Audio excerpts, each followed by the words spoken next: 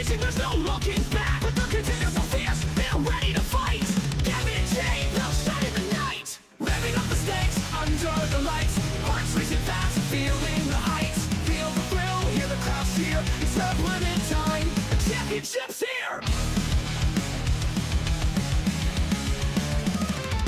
Gavin Higgins chasing that crown, pushing the limits, never backing down. Jay Connor Swift, he's got the moves in this high-speed battle. He's ready to groove. Michael Homestead, don't count him out. With skill and grit, he'll leave no doubt. The tension's electric, you can feel the vibe. This race will be epic, it's do or die. Revving up the stakes under the lights. Hearts racing fast, feeling the heights. Feel the thrill, hear the crowd cheer. It's RevLimit time, the championship's here.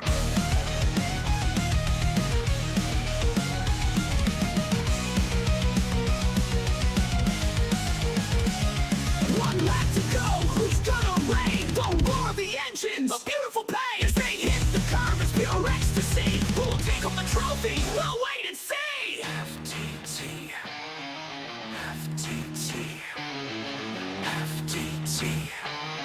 Let's hear it loud. Championship dreams, let's make them proud. FTT. Hell the fight! Tonight's the night, we ignite the night!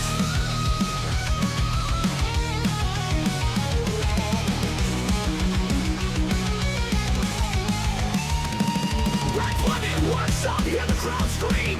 Racing to glory, living the dream. Under these lights, we'll rise to the top. Homestead, Miami, let's never stop! FTT, FTT, let's go!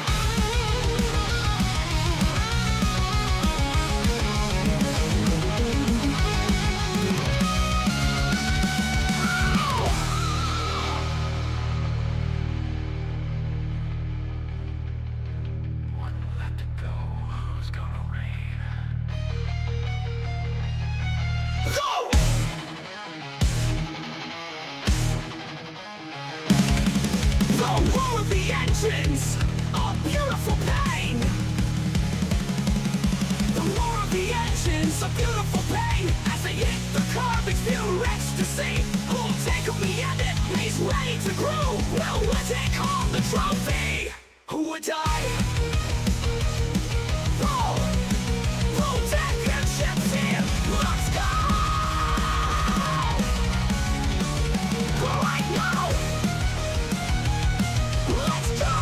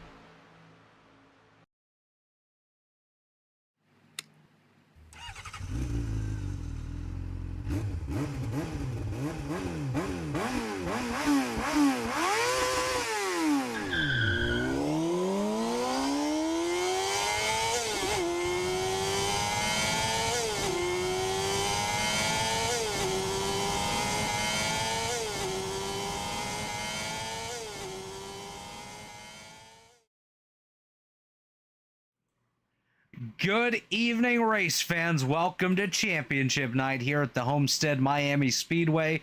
My name is Robert Hill Jr. Joining me in the booth tonight is Alayton Norgard and Austin Sally with Jesse Rasimas as our race controller. Guys, how's it going? Going pretty well, Robert. Looking forward to this last race of the season and this last race in the ARCA car.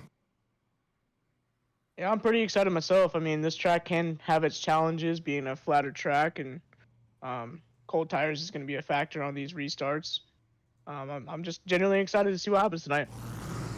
Absolutely is. We're going to go ahead and take a look at our starting grid here this evening.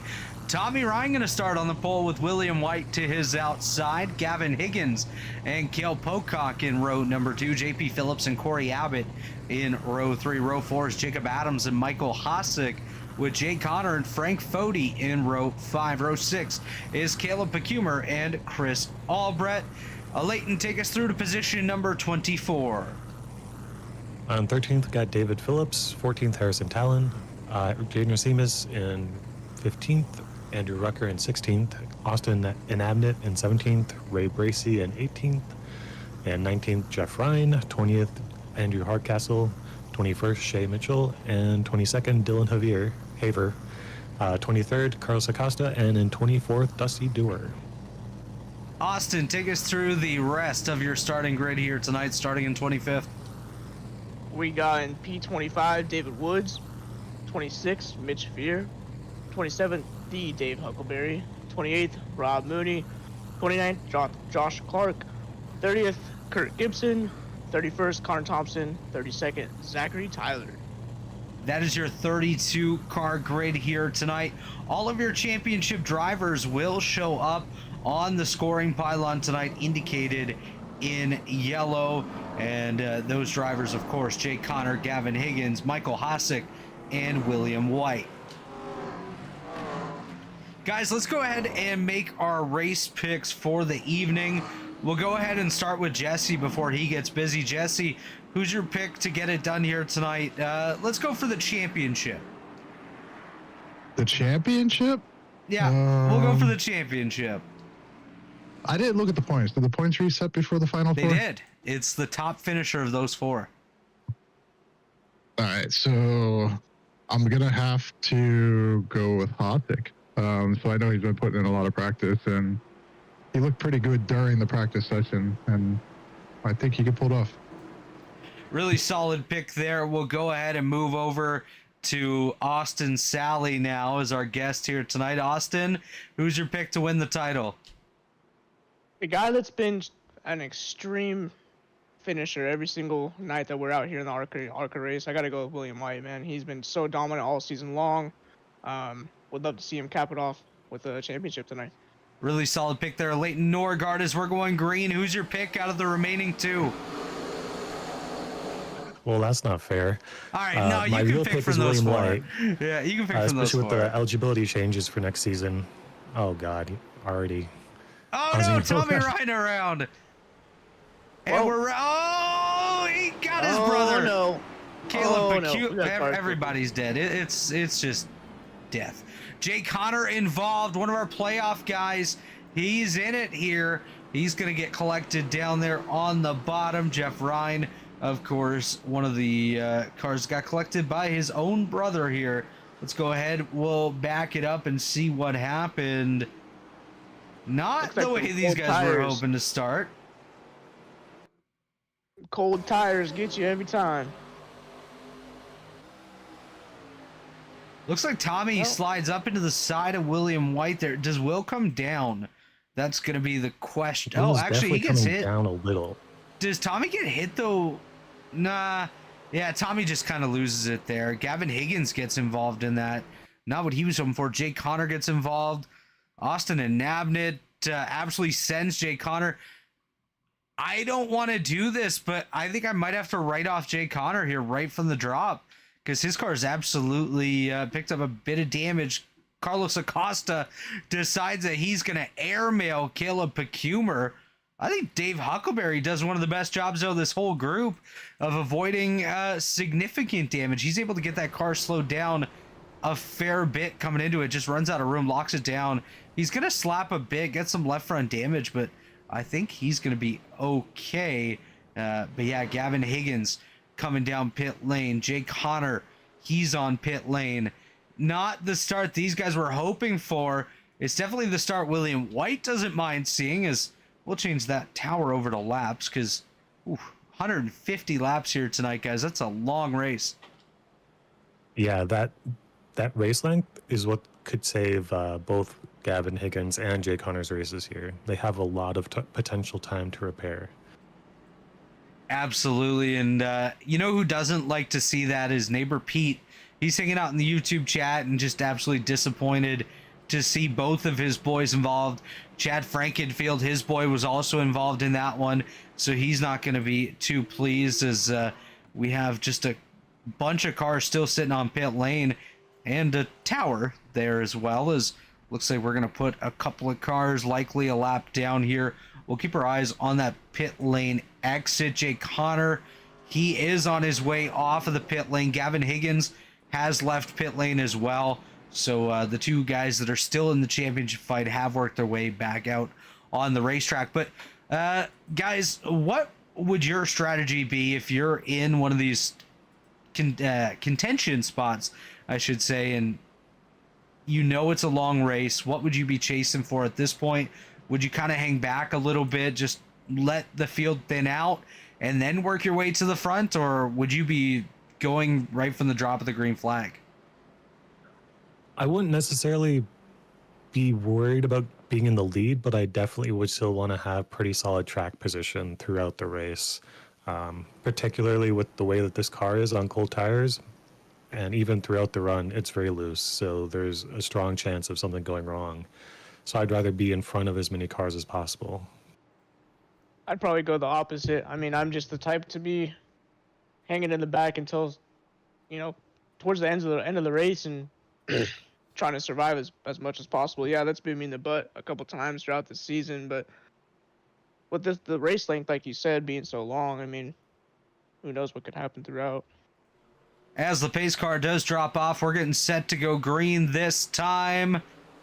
Green flag's back out. We're back on our way, and it's a good jump there by William White. He's going to lead us down into turns number 1 and 2. My only hope is that they can make it through cleanly, as we'll look a little further back in the field, just watching everyone work their way through and exit turn number 2. So it looks like they will be A-okay to make it through at least once here and keep us under the green flag, as William White going to lead here on lap number 5. Cale Pocock second, Corey Abbott there in third. So a good start for Abbott Motorsports, 1, 2, 3. Jacob Adams there in fourth, and Frank Fody with a good run here so far up in position number 5. Michael Hosick is 6th. Andrew Hardcastle to his inside in 7th. Dylan Haver 8th. Josh Clark 9th. Chris Albrecht in 10th. Josh Clark already up almost 20 positions just from the drop of the green flag. That is a phenomenal start for the driver of that number 28 machine. And going back to Frank Fody, I know Frank has put in a lot of time, a lot of practice laps here. He could be a contender to win the race. I definitely wouldn't mind seeing good old Papa Fody come out there and take a dub. Definitely the superior Fody there in Frank, as Tyler Fody just kind of cherry picking some of those lower series for wins, is what we heard on the Truck Series broadcast on Sunday, and he was able to pick one up there. But Frank Fody looking to pick a victory up here tonight at the Homestead Miami Speedway, as William White continuing to lead the way here. He's going to head down the front stretch, work his way towards lap number 8. This is definitely going to be the longest race that these drivers will see in this particular season.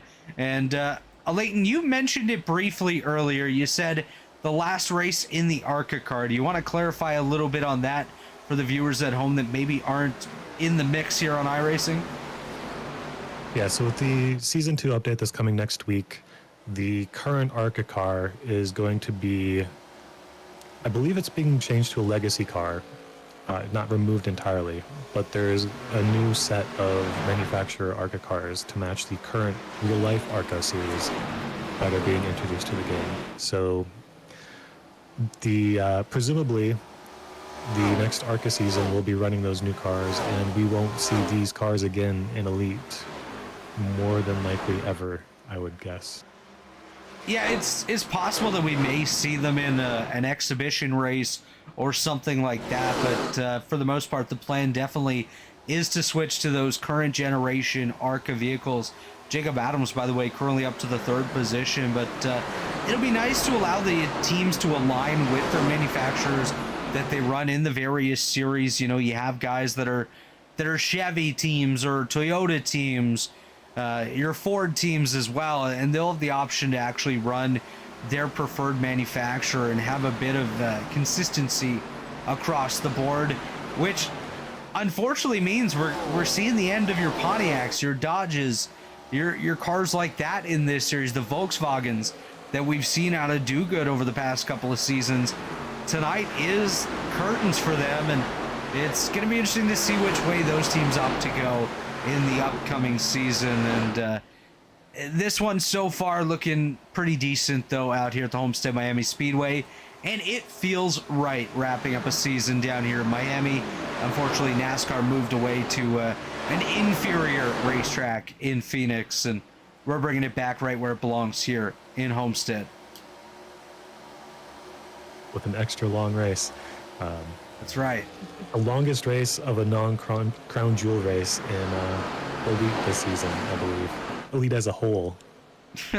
Well, we got to do it right. You know, Chad mixes it up too much sometimes, and he'll send them over to Brazil or a racetrack nobody cares about. We'll take them here to Homestead, a track that everybody loves except for Rucker, and we'll have a good time out here. By the way, shout out to Jaden.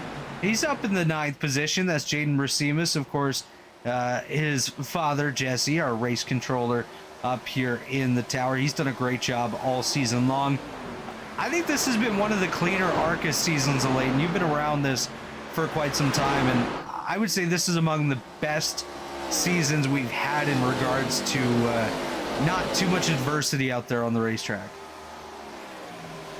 Yeah, the ARCA series has honestly been a lot cleaner than some of the other stock car series in Elite. There are obviously exceptions to that, but yeah, these guys have done a really good job this season. As a yellow flag comes out right there. Alayton jinxed it, guys. Hey, Robert jinxed it. Austin Sally jinxed it, actually, as we see Chris Albrecht. He's going to go around on his own up there at the top of turns number 3 and 4. Tommy Ryan just nowhere to go. Tommy's night has been miserable here.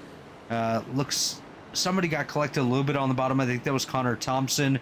But nonetheless, everyone else appears to be A-OK. Chris Albrecht going to continue on in this one. And Jesse, I'm not telling you your job or anything here, but I'm going to guess first tally was on the 66 and second on the 27. That would be correct. I believe the 66 may appeal as he does not agree to it. Yeah, I could see an appeal definitely coming through for that one. It was one of those tight racing positions, and it is what it is. That's the driver's right. And the tally system, if you don't know what it is yet, just follow Chad all season long. He picks up a few of them out there, and he'll fill you in on how it works. But if you're at fault for cautions, you're issued a tally. You have the opportunity to appeal.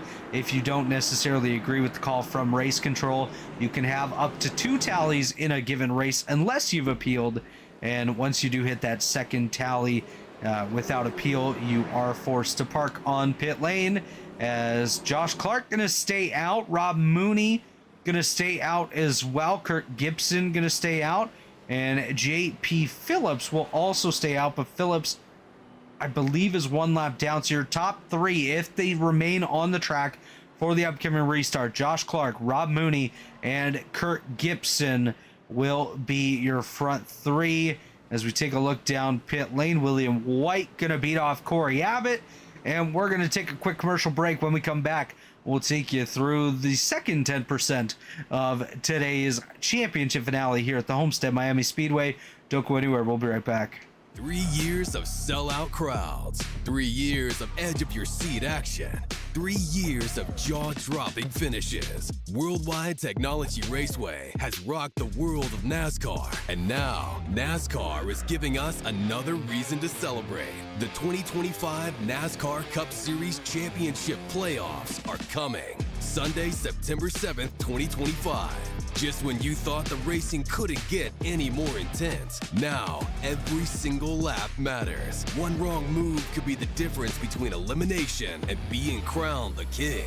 The Enjoy Illinois 300, the Confluence Music Festival, the NASCAR Cup Series playoffs, and for the first time in 15 years, the NASCAR Xfinity Series on Saturday, September 6th. Don't be on the outside looking in. See history being made in your own backyard. Go to www.raceway.com for the hottest ticket of the year. Rev up your business with Blue Egg, your marketing pick crew. Turbocharge your lead generation with experienced drivers that can navigate the competitive track to connecting with your customers. With Blue Egg, you're always in the pole position, leading your brand toward victory lane. Don't spin your wheels, accelerate success with Blue Egg, fueling small businesses to win big. And we're back here at the Homestead Miami Speedway. You just heard from our friends at Worldwide Technology Raceway, as well as Blue Egg Marketing, two proud partners of the Elite Racing League. We're getting set to go green here again. Josh Clark in control of the field on the bottom. Rob Mooney to his outside. Kurt Gibson going to restart in third. Those three drivers opting to stay out here for this restart. William White, the first car on fresh tires as we come down the front straightaway. We are green flag racing once again. These guys doing a nice job working their way down towards one. William White decides to go three wide up through the middle, works his way by Rob Mooney. Here comes Jacob Adams. Michael Hosick gets a little bit slicey dicey, loosey goosey. As around goes Dylan Haver. He has a heave ho and a have around he goes. Oh, he's dead. Oh. Wow. On his lid. That was wild right there for Dylan Haver. Let's take a look and see what just happened to the Lake Norman Motorsports car driver, I should say. I was about to say carcass, as he's going to go around here off at turn number 2. He's just going to get run over there by Gavin Higgins after he checks up for Michael Hosick. And just watch this here for the 57 of Haver. He's going to get collected by a couple of cars. Gets absolutely annihilated in the rear end by Bojo Ray Bracey. He inserts that car deep into the rear end of the 57. Up he goes onto his lid. We're going to go on board with Dylan Haver here in just a moment and see what he saw or didn't see on board that car as we hop on board with Haver, the 57 from Lake Norman Motorsports. You see he checks up behind the 24, gets run over by the 20 into the side of the Kill Pocock 77, gets rear-ended by Bojo Ray Bracey, and up and over he goes here. He's just going to grind it down that back straightaway.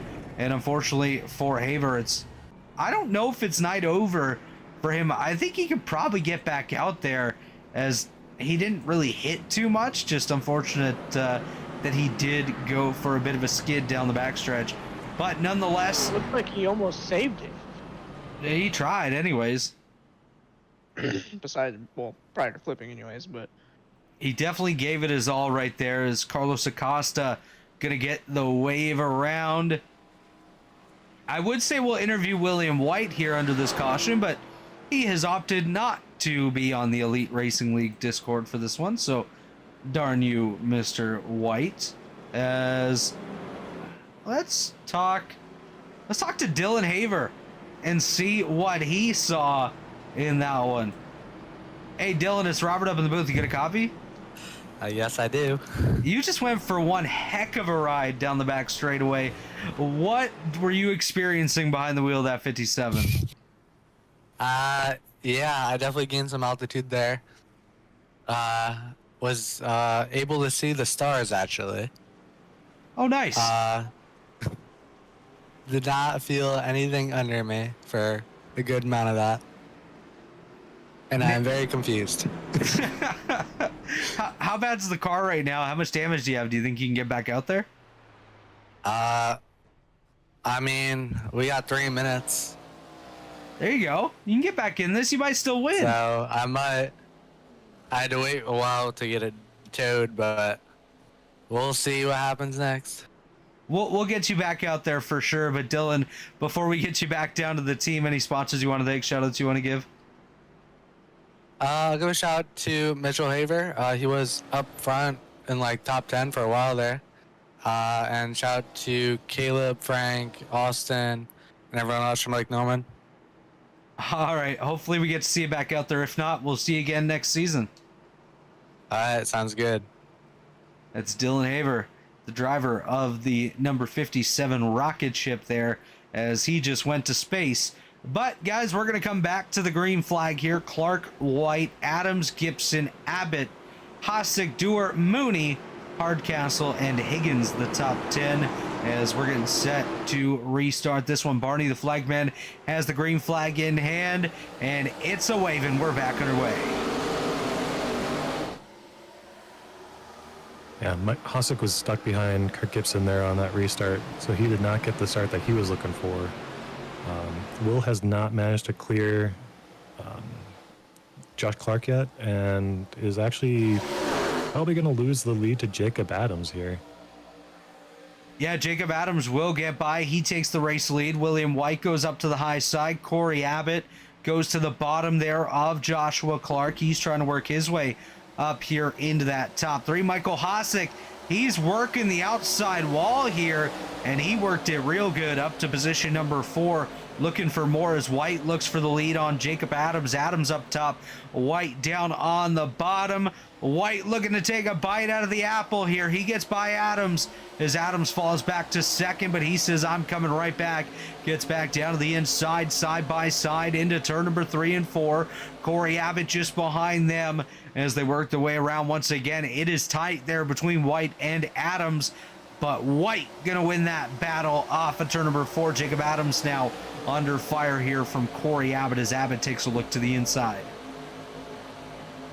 Yeah, with the way these cars drive, if you can't clear the car on the outside and you're on the bottom, the outside car is probably going to hold on to that spot because they get such a big run off these corners.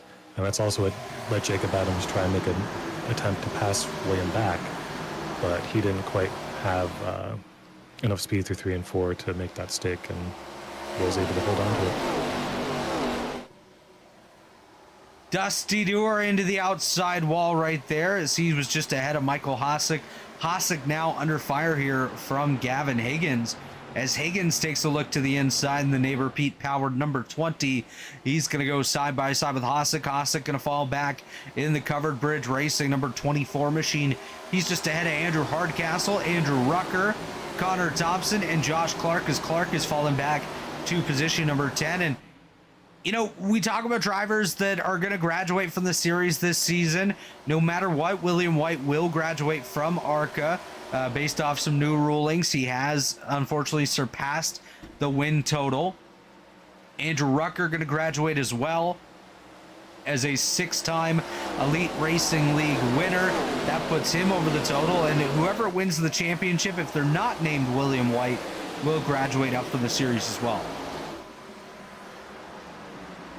And yeah. I know, go ahead.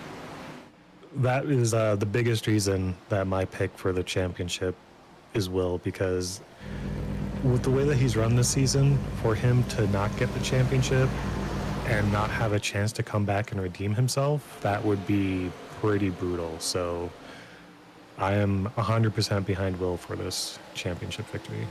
I completely agree. I mean, he's dominated all season long, and it would definitely be a real bummer to not come out with the championship here. And a driver that's going to fight for the title next season, Austin, that's you. You're going to be out there going for this championship in 25B. What are your thoughts on the races that you did participate in this season? And have you taken some notes looking ahead to next season based off of what you saw maybe some of those front runners do on a regular basis? Definitely have taken a back seat and kind of watched these guys and taken a lot of notes from the guys that are, you know, legends in the elite, like Ethan Burrell, Tyler Fody, and guys that have done well in ARCA this year. William White's helped me out. Corey Abbott. Definitely just need to have patience, man. I mean, I get so so caught up in the moment when I run top 10 and I get, that anxious feeling, and then I make a mistake or forget how to shift or, something like that. So it's definitely just patience and, keeping my mentality a lot more calm when I'm in the higher positions. Looks like issues for Ray Bracey as he's taking it pit side in the South Shore Racing number 7 machine. Not sure what happened to him. I know he was involved in some earlier incidents, but looks like maybe the residual damage catching up to him there. As we take a look at a couple battles throughout the field, Rob Mooney getting by David Woods, JP Phillips right there as well, as Phillips currently running back in position 17. He qualified in the 5th spot here tonight and got caught up in the lap 1 incident, so a long way to go if Phillips wants to work his way back up to the front of the field. William White still leads the way over Corey Abbott, Jacob Adams, Michael Hosick, Dustin Dewar. Gavin Higgins now going to the inside of Dewar for position number 5. He's trying to stay up there and battle it out with these guys that are currently your championship leaders. And, as a caution's out, Andrew Hardcastle and Andrew Rucker, they just couldn't decide who the best Andrew was here tonight, and they decided it was going to be none of them as caution flags out. That's right. As we'll take a look here. Oh, it looks like Rucker might have just gotten, Rucker just gets loose up into the outside wall, going to lose it and come down across the nose of the 22 of Andrew Hardcastle. Both drivers, I think, should be okay. They didn't hit the wall on the inside or anything that may have a little bit of damage from coming together, but nonetheless, they should be A-okay. As we work caution number 4, let's hear once again from our friends at Blue Egg Marketing.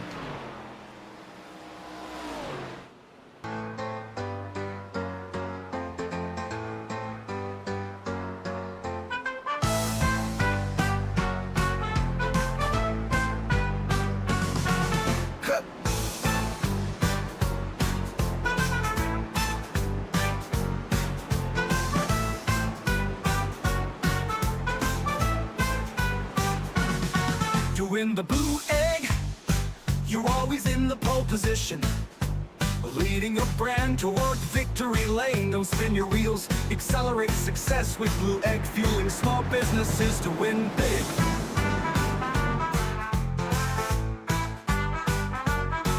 Fueling big to win big.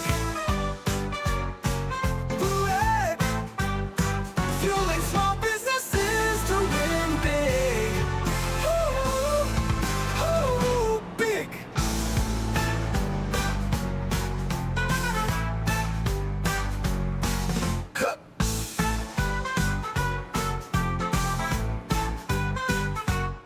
To win big, you're always in the pole position, leading your brand toward victory lane. Don't spin your wheels, accelerate success with Blue Egg, fueling small businesses to win big.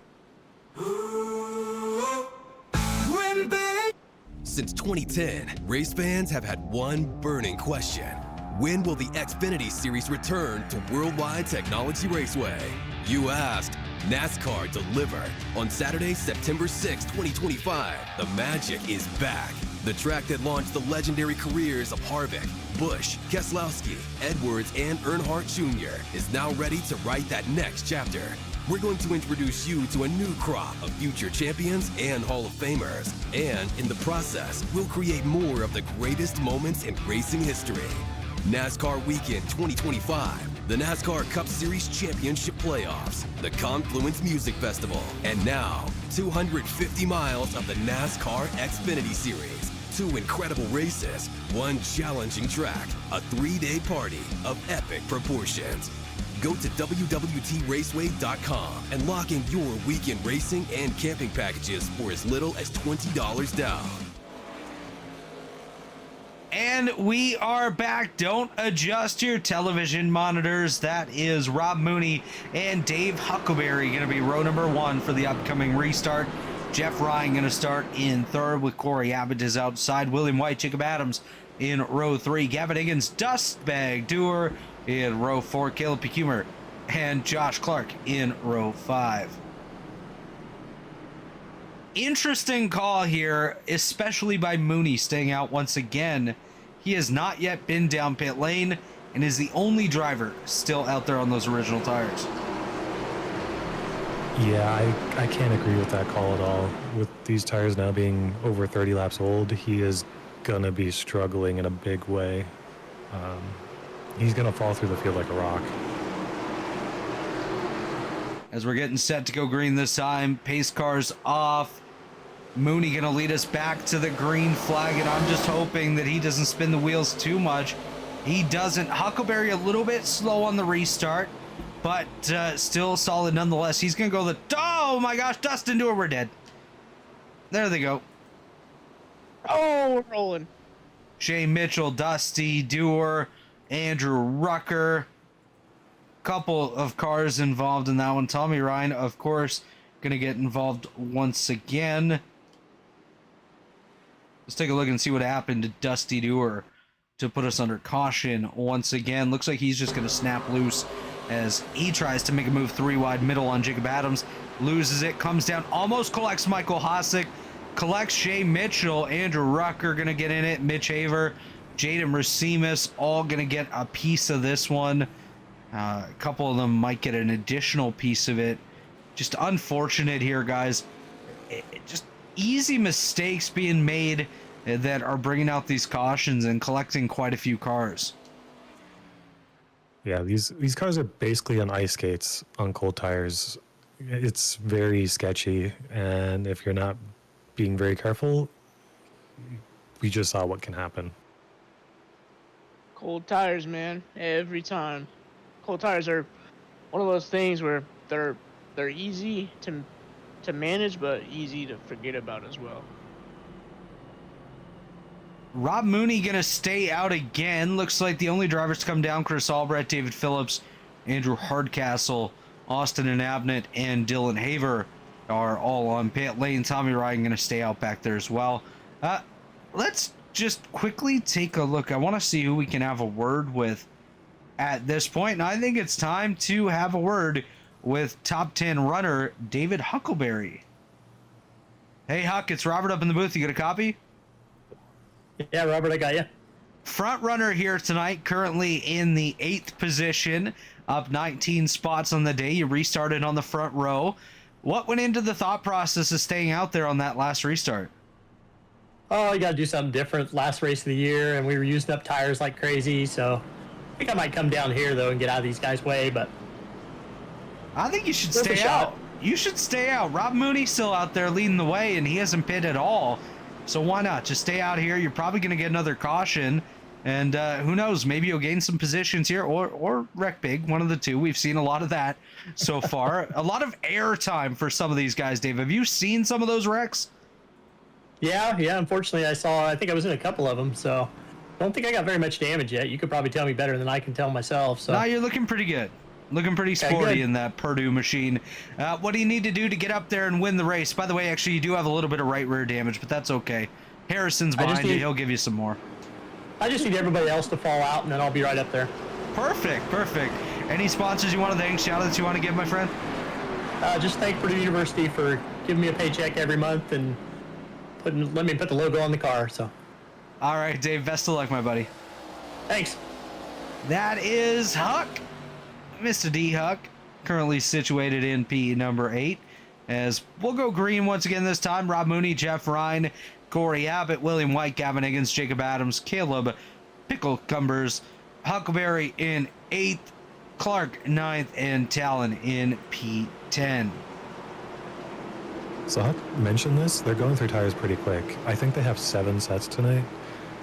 That's a lot. They're one fine. Person who has benefited from their call earlier in that first yellow is Josh Clark. He has an extra set of tires over everyone else at the moment. Well, there's also Rob Mooney, yeah, but he's got all the tires. He's gonna suffer from these choices a bit more than Josh has. As we're coming back to the green flag, pace cars off. Barney's got the green flag in hand. It's about to be a wave in here as we're back underway. Another good launch here by Rob Mooney. These guys are going to make quick work of him when they get the opportunity to stretch their legs a little bit and work their way by. But for Mooney, I mean, if he can go another 10, 12 laps, No, never mind. As he gets hooked just a little bit there by Gavin Higgins. Higgins now going to drop like an absolute rock here. Gets passed by Oh, this might not end well. Not quite forward. Almost was. Walk us through this, Alayton. So we had William White, Gavin Higgins, and Caleb Keemers 3 wide there. Almost had Jacob Adams poke and make it 4 wide. William being the car on the top, he did get the run off the corner to clear both of the 2 on the bottom. Now it's 3 wide with the previous 2 and Jacob Adams. And again, Jacob's on the top. He gets the run, clear both of them, and Gavin Higgins makes his way to the top so he can kind of carry through and stop hemorrhaging positions there. But Caleb's not quite where he wants to be with Hossack on his outside here, but looks like he's going to have a gap here behind Hossack to kind of slide into. As we get back down to it, we're watching Gavin Higgins on the inside of Jeff Ryan and Michael Hossack. Hossack working the high lane. Pecumer now on the inside of Jeff Ryan. That is your battle for positions 5, 6, and 7. But out front, Corey Abbott leads the way by almost 1 second over William White. Jacob Adams about 3/10 back from White in third. Higgins right there. Hossack up in the top 5 as well. Pecumer, Ryan, Rasimas, Jaden doing a nice job. He's recovered well. Josh Clark 9th. Harrison Talon in 10th. And Clark really has benefited from that earlier pit call, Austin. I think he's lucked out a little bit being up in the top 10 still and having that bonus set of tires for the end. I agree. It's definitely going to, looks like it's going to benefit him in the long run. These guys not really having that much of a long run themselves between cautions and stuff like that. Tire management is going to be, or deciding when to take tires is going to be one of those things that everybody else is going to have to manage as well. But Harrison Talon up there in the top 10 is, I believe he started P22. I mean, he's definitely a solid mover through the pack. Harrison started P14 tonight. Oh, he actually had one of his better qualifying efforts of the season. Josh Clark, the biggest mover so far, up 19 on the day, started in position number 29, currently scored in the 10th spot. What these guys are going to want to see at this point is for this to stay green into at least the 60s in terms of lap count. Just to kind of get their pace on tire usage under control. They need a longer run here than what we've been getting to make sure they don't run out beforehand. And just quickly to point out, Rob Mooney has lost a ton of spots now, back to 16th, but again, he has not yet come down pit lane, so he's got all the sets of tires still remaining. So if we were to get into caution trouble late in the race, the guy that would probably be in the best position would be Rob Mooney, with so many additional sets of tires waiting for him down there. But I think 7 sets is quite generous here tonight, and everyone should at least have 1 set waiting in the pits at the end of the race. Yeah, hopefully. If we do keep having cautions every 15, 20 laps, there are going to be cars that take them every time, and they are going to be in a situation where they might not have them for that last stop. But hopefully these guys can kind of keep it together, get a longer run, and that won't be a concern for them. Another thing that, well, not another thing, but the thing that is really hurting Gavin Higgins right now is that getting caught behind Rob Mooney off the corner on the restart, because he was in front of William White at that point, but he lost enough momentum that Will was able to get back past him, and now he's back 1.5 seconds from Will and kind of lost that potential advantage. It's still really early, though. We're not even 1/3 of the way through this one, so a lot of laps to go, a lot of time left for these guys to recover and work their way up there. And Gavin Higgins, although he's in position number 4 right now, or Michael Hossack in 5th, they're not out of it. They still have a shot. By the way, Carlos Acosta bringing the 3-wide television number 02 down pit lane for probably some damage repair on that car. He was caught up in a couple earlier incidents, unfortunately, and is going to lose some spots. As we take a look now, we have a battle for the 7th position. Jaden Rasimas holding the spot. Harrison Talon just behind. Josh Clark and Jeff Ryan there as well. These guys trying to work their way up into that fight. Is Harry going to wiggle and jiggle a little bit up in the high lane? Gathers it up, does continue in that battle. We'll jump back up front where the battle for the lead is about to kick off. 0.2 of a second separating William Abbott and Corey White up here as they duke it out for position. We'll take a look at the lap times as well. Consistently, White has been the faster car between these two, and he's trying that different lane as he looks up to the high side. Yeah, he's going to be going for a run off the corner here to try and get alongside Corey. Looks like he's going to get him into 3 around the backstretch. Yeah. See if he can clear him through the corner here. Just about very close. He Yes, will make correct. that move. Yeah, William White back to the race lead at lap number 50. Abbott second, Jacob Adams third, Gavin Higgins there in fourth. That is Michael Hosick in a fight here with Michael Pecumer as Pecumer trying to catch up to that 24 of Hosick. That's the battle for position number 5. Harrison Talon in the 7th spot. Josh Clark 8th. Jaden Rasimas in 9th. Jeff Ryan 10th. JP Phillips in 11th. Connor Thompson 12th. Andrew Hardcastle in 13th. David Woods 14th. Rob Mooney 15th. Dave Huckleberry in 16th. Jay Connor in 17th. David Phillips 18th. Chris Albrecht 19th. Dusty Dewar in 20th. Kirk Gibson 21st. Mitch Javier 22nd. Shea Mitchell in 23rd. Austin and Abnett 24th. Tommy Ryan 25th. Dylan Haver back out on the racetrack in 26th.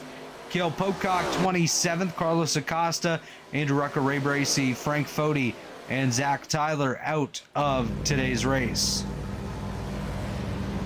You mentioned Jake Connor up in 17th. He was a lap down. He's now back on the lead lap. So Big these recovery. yellows are working to his favor in getting back into this race.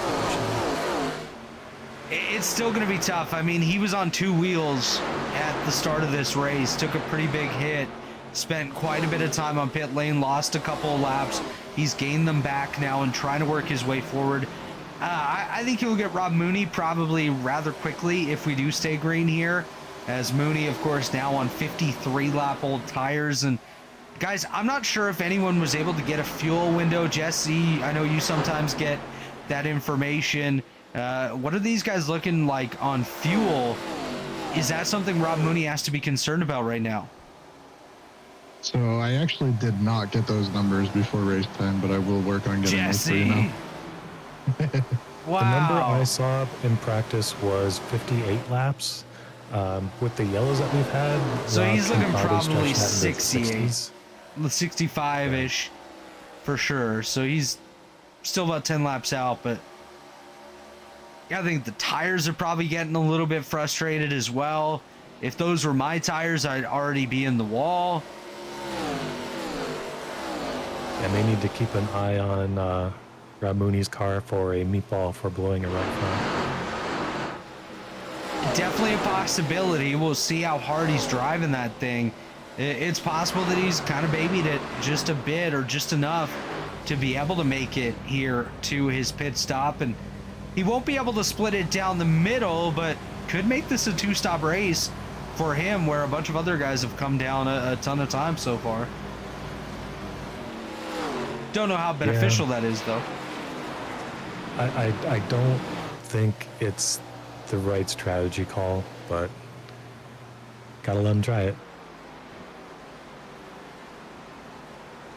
A little bit ago, Michael Hossack did catch the wall and was passed by Caleb Pecumer.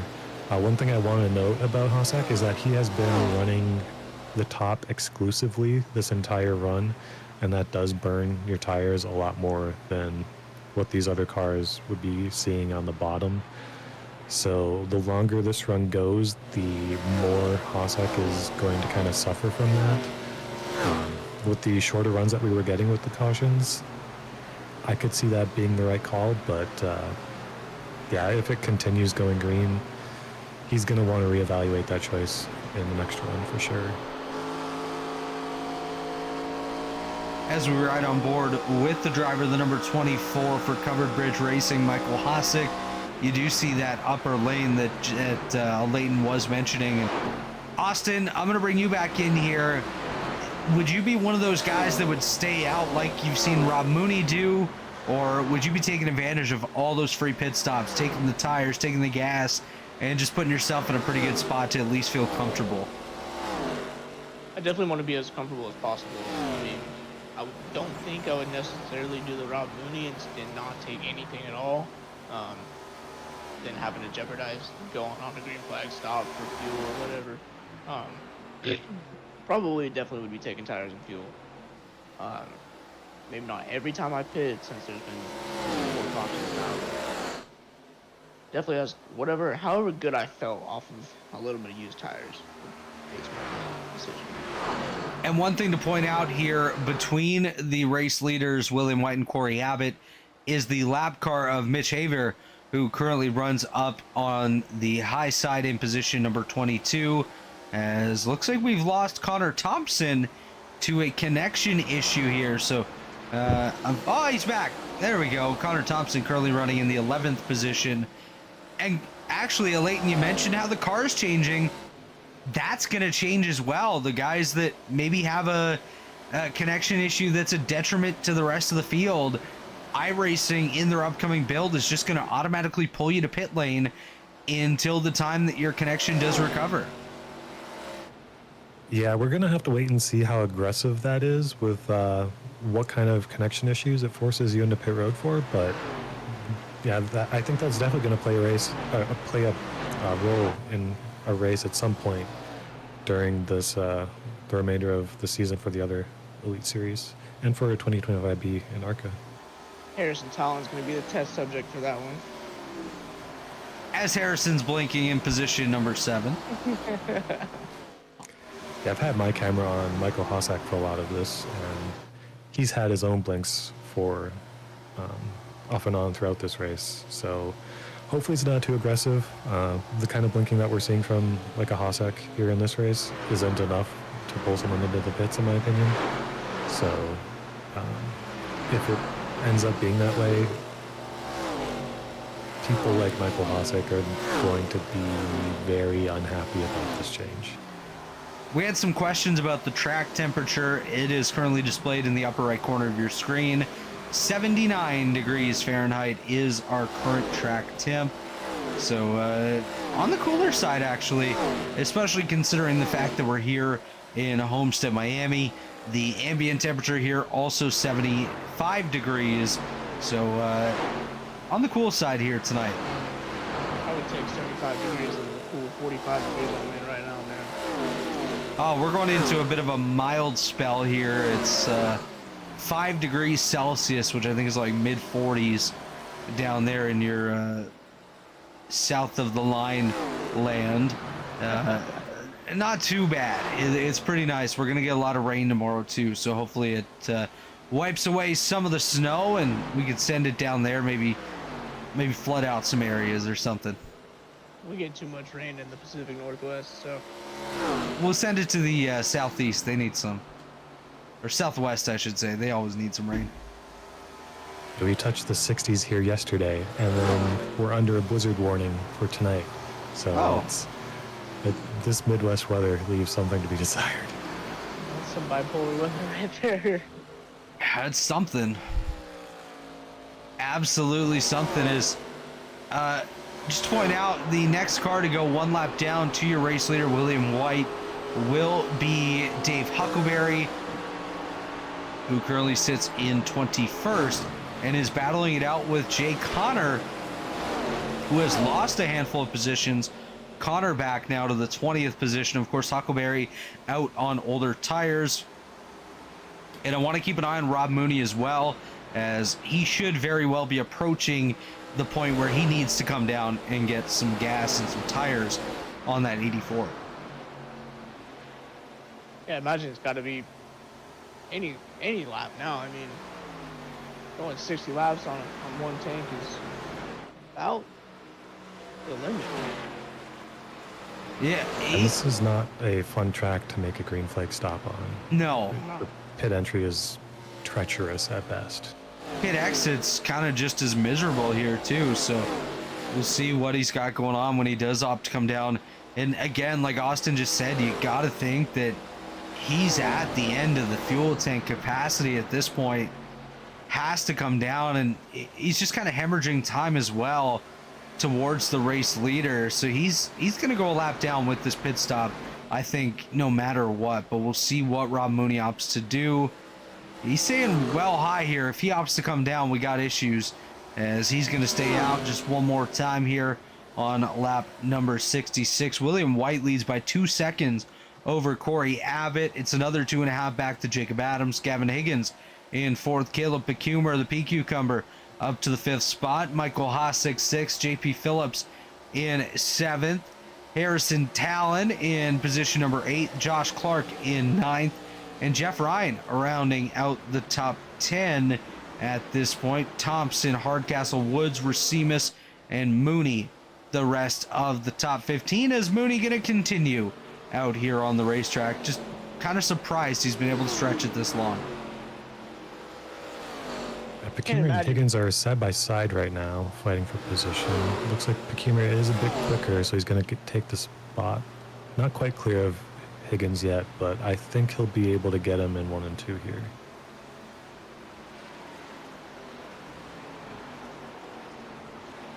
Good battle here between these guys. You can see the times relatively close over the last couple of laps. Well, I say that, and now it's referencing Hosick being quicker than Higgins, as of course Pecumer getting by him. They're going to be side by side down into turns number 3 and 4.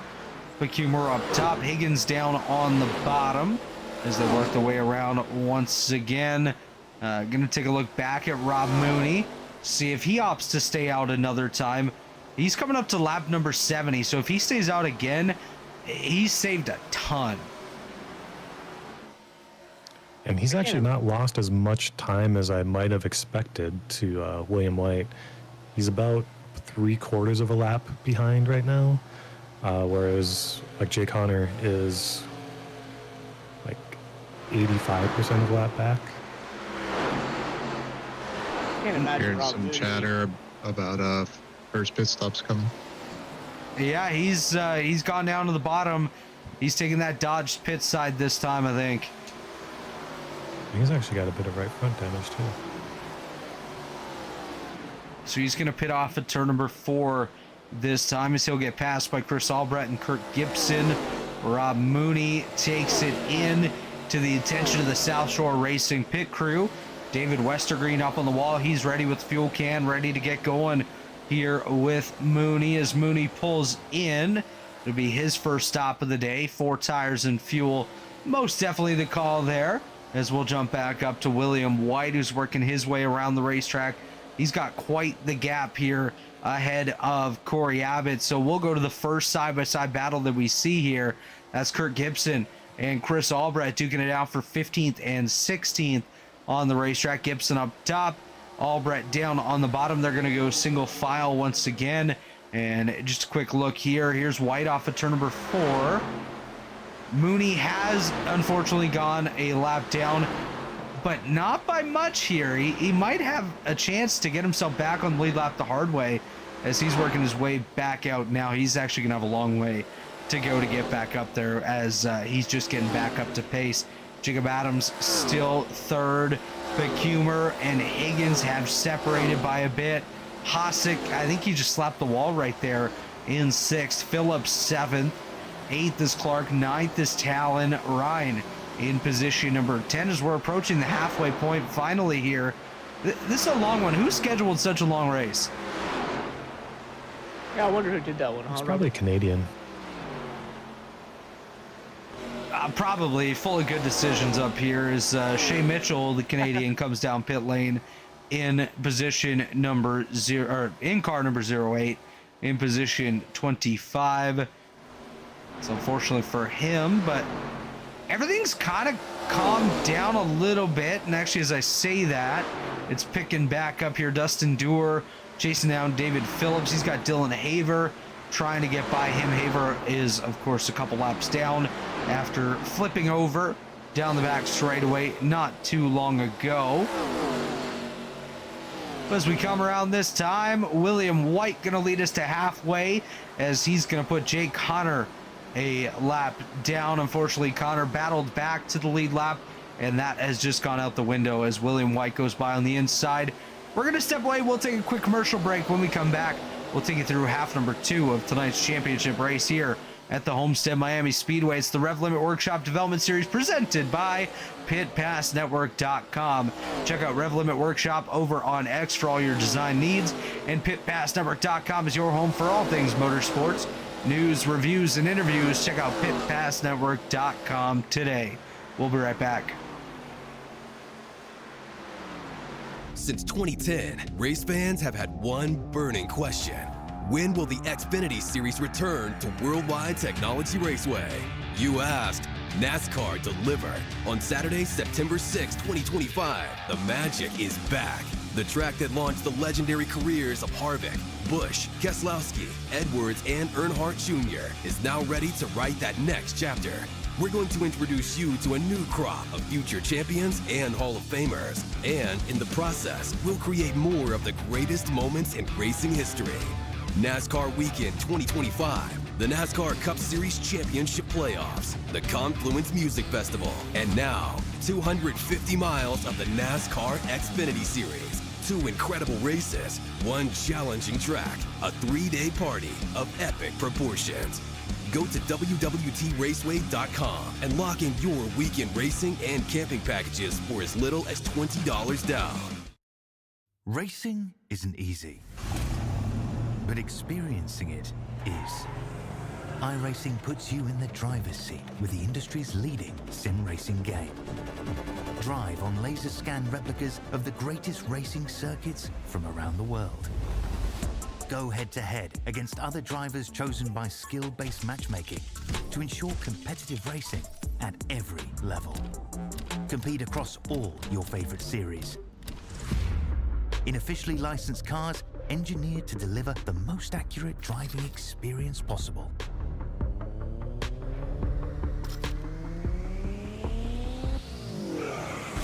Join a race or host your own with players from across the globe. Race against the computer or in a league with friends.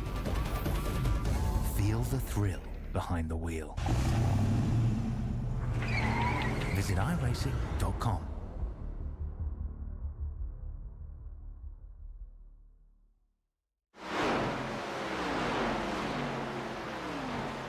And we are back here at Homestead at lap 79 now. We've got William White working his way through lap traffic at this point. Relatively heavy lap traffic, but no issues thus far. The field is pretty strung out, so not having too many cars close to each other at the moment. Should be able to see a pretty good green run continue here. How long do you think we can go before we see another yellow, Austin? You know, how thinned out everybody is. I mean, it's going to take a pretty serious mistake.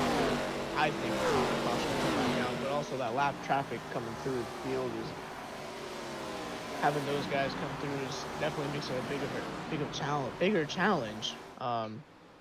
You know, so I'm going to say within the next 15-20 laps, we'll have another one out. Yeah, I think unless someone just kind of loses it on old tires, we are actually seeing some cars start pitting. I think that was Rasimas coming off pit road, yes, just behind William White here.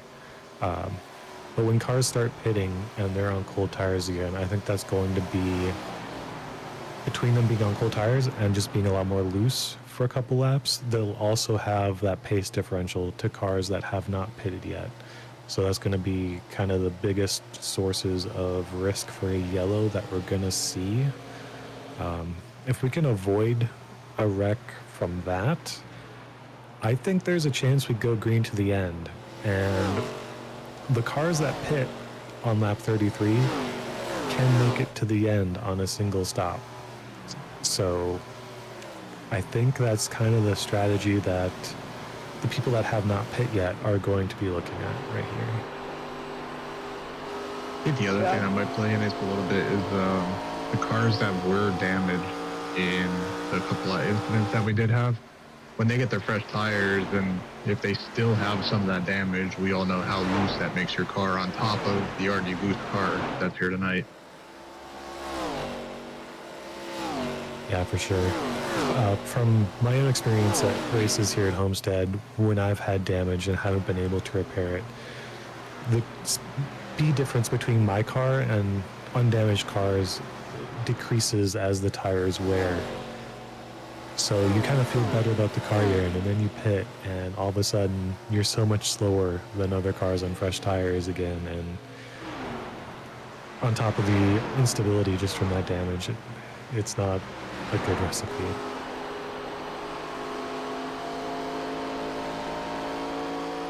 William White's lead is back out to almost 2.5 seconds through those lap traffic cars. Yeah, William and Corey Abbott have kind of kept up their pace a lot better than everyone else in the field here. Pretty big gap from second to third, but Corey and Will have kind of maintained a pretty stable gap for most of this run. So I know Gavin Higgins has definitely lost some pace relative to Bekemer. As we saw him get past, the two of them were fighting for a while, and Bekemer completed that pass and was kind of driven away by a couple seconds. Hasek has kind of held on a little bit better than I expected with running up top, but we'll have to see how his pace compares to Gavin Higgins over the next few laps here. I would expect that JP Phillips there in 7th will be catching Hasek and potentially going for a pass. Robert is away from the broadcast at the moment, so the camera's not kind of reflecting what we're talking about here, but I am kind of curious to see how the rest of this run shakes out. They should have about 5 to 10 laps of fuel remaining, so probably closer to 10. My numbers were based on running the top line, and they've been on the bottom, so they'll be saving a bit more fuel than I was able to.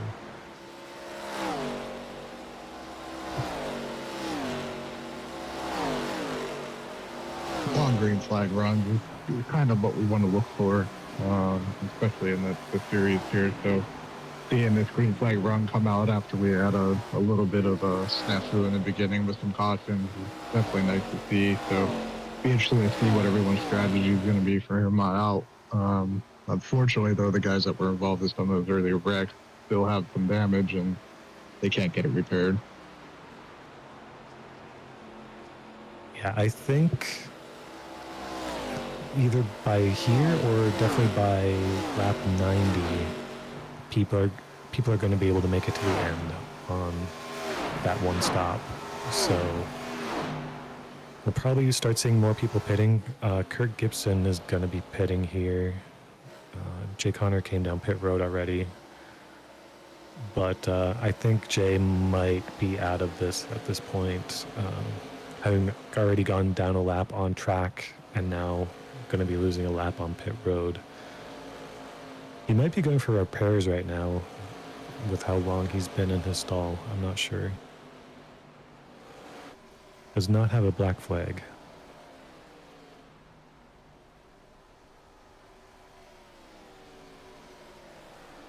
Actually, looks like he's out of the car, Alayton, as Jay Connor, unfortunately, his championship run has come to an end here.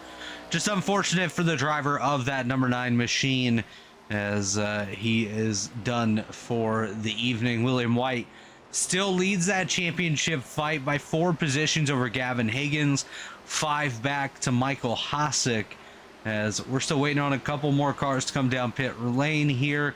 You mentioned Kurt Gibson was coming down. He just keeps getting caught up on the high side, so no real opportunity as of yet for Kurt to work his way to pit lane in the Monster Energy JV Designs number 78 for Fueled Up Racing.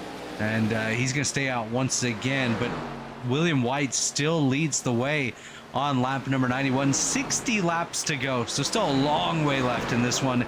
Absolutely anything can happen, as we all know.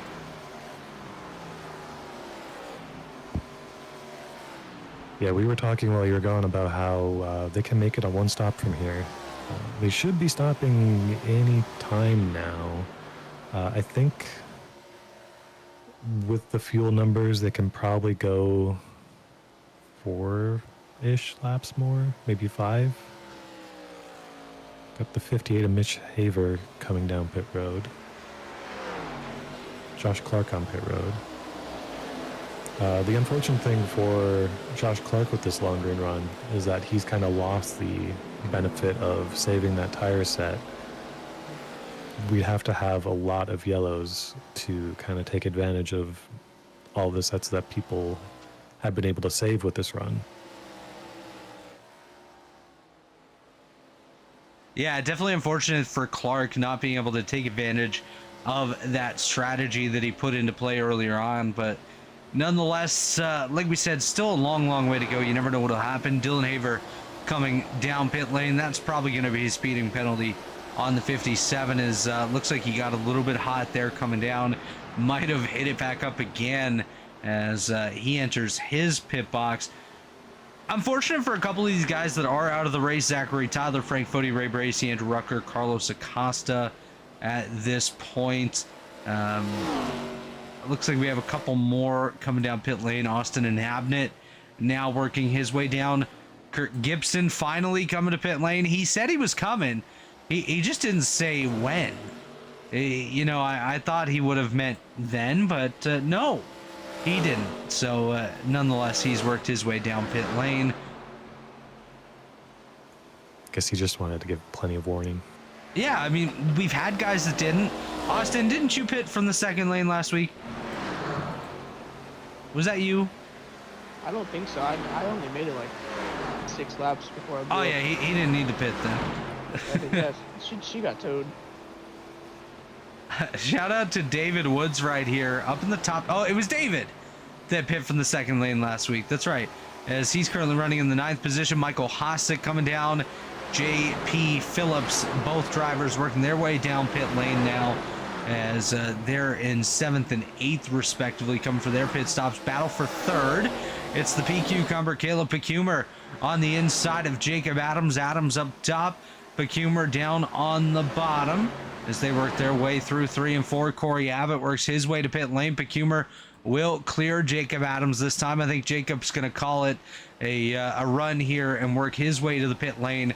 From this point on, everyone should have the ability to stretch it out and make it from here if we do stay green. So I would expect the rest of the cars down here momentarily. Chris Albrecht also working his way down pit lane. So White, Pecumer, Higgins, Talon, and Woods, the drivers that have not yet pit, as Woods makes his way down pit lane. So White, as here comes your race leader, he's going to lock it up, work his way down pit lane. Caleb Pecumer, he's going to come down pit lane as well from 2nd. Comes down a little bit hot there, locks it up as he enters pit lane. There's Gavin Higgins.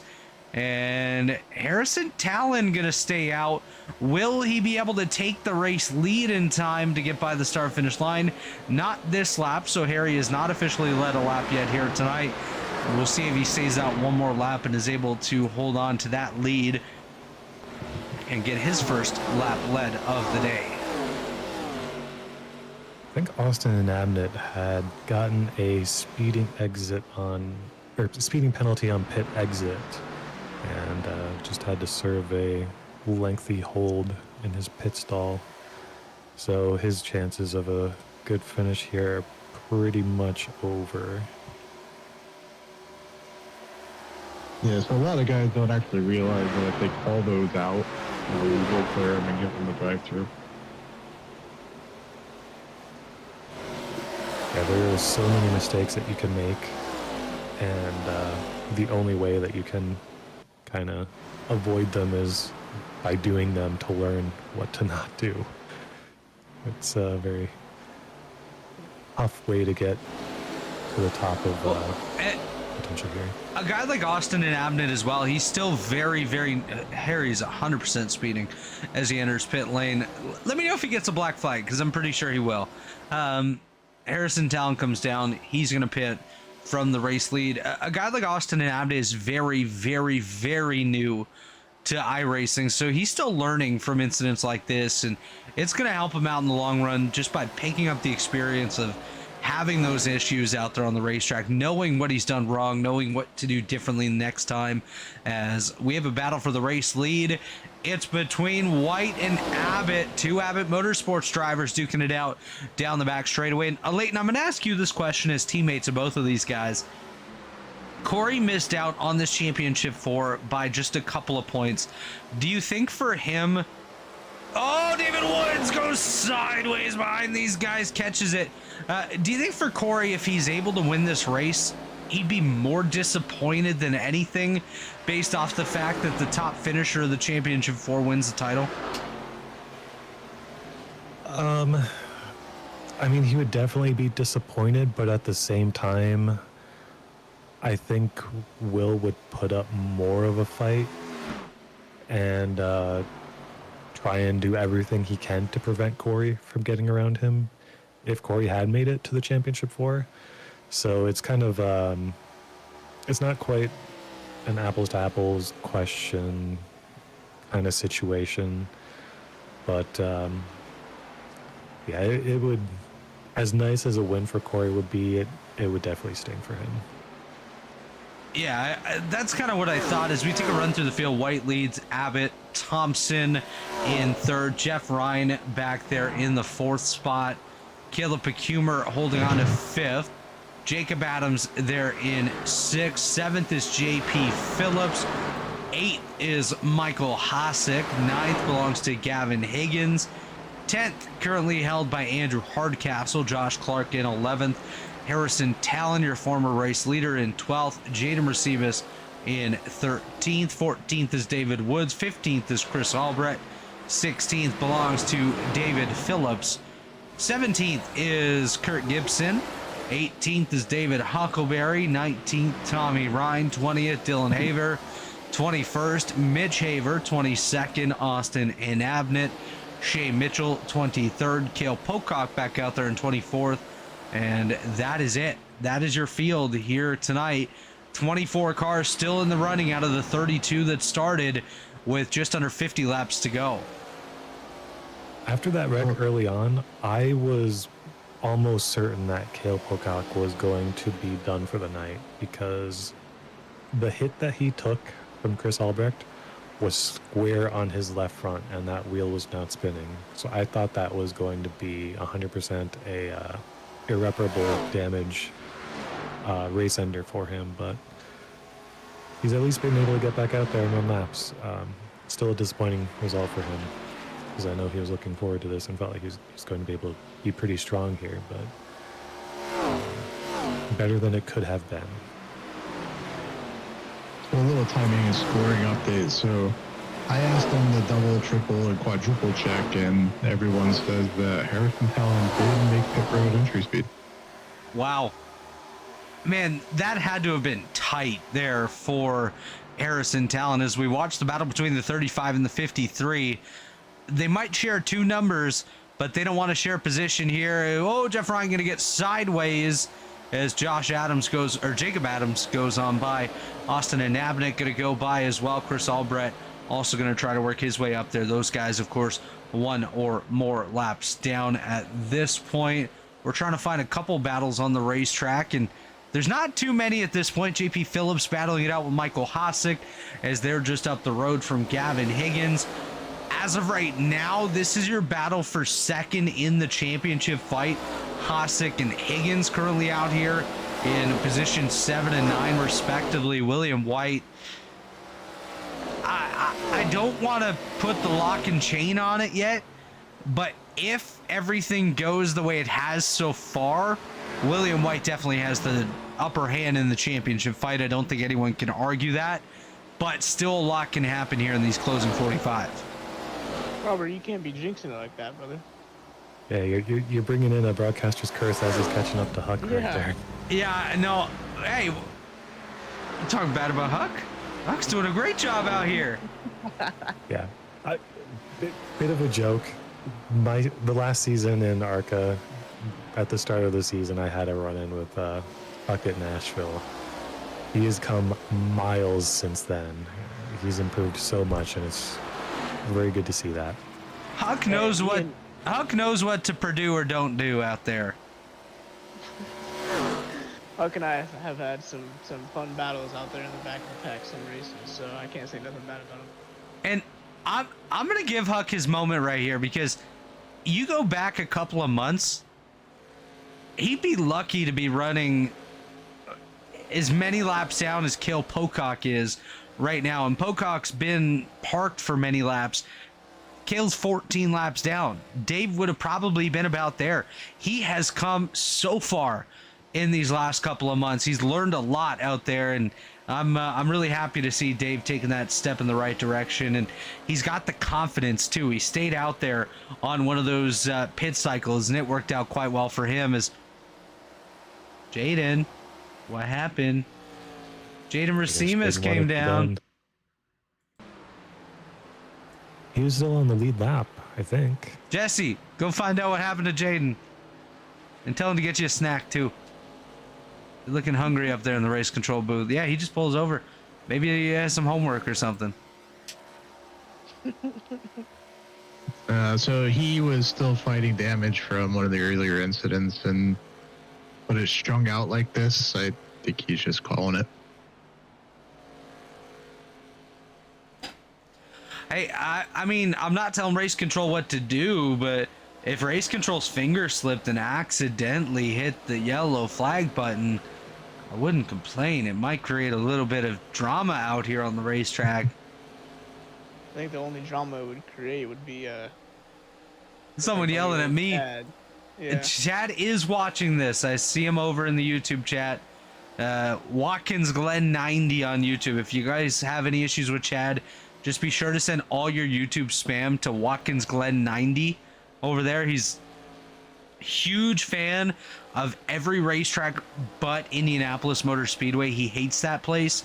So just don't send him anything about Indy. He doesn't like it. You'll probably get blocked if you do. It's true. It's true. This is a strung out race right now, except JP Phillips, who's in a battle with Jeff Ryan. Thank you, JP, as he's going to take the Smart Water Machine up to position number 8. Jeff Ryan in the City Chevrolet back to that 9th spot ahead of Josh Clark. And hey, this might have worked out for Josh. He's up in the 10th spot again, looking pretty good on that different strategy. Jeff Ryan is actually one of 3 cars, the other 2 being Andrew Hardcastle and Connor Thompson, that kind of short pit this. They stopped at lap 84, 85. I'm not 100% sure that they are going to be able to make it to the end from there, but they are on 10-ish lap older tires than all the cars around them, so that's kind of why Jeff Ryan is kind of falling back through the field at the moment. Let's do something here. We're going to go ahead.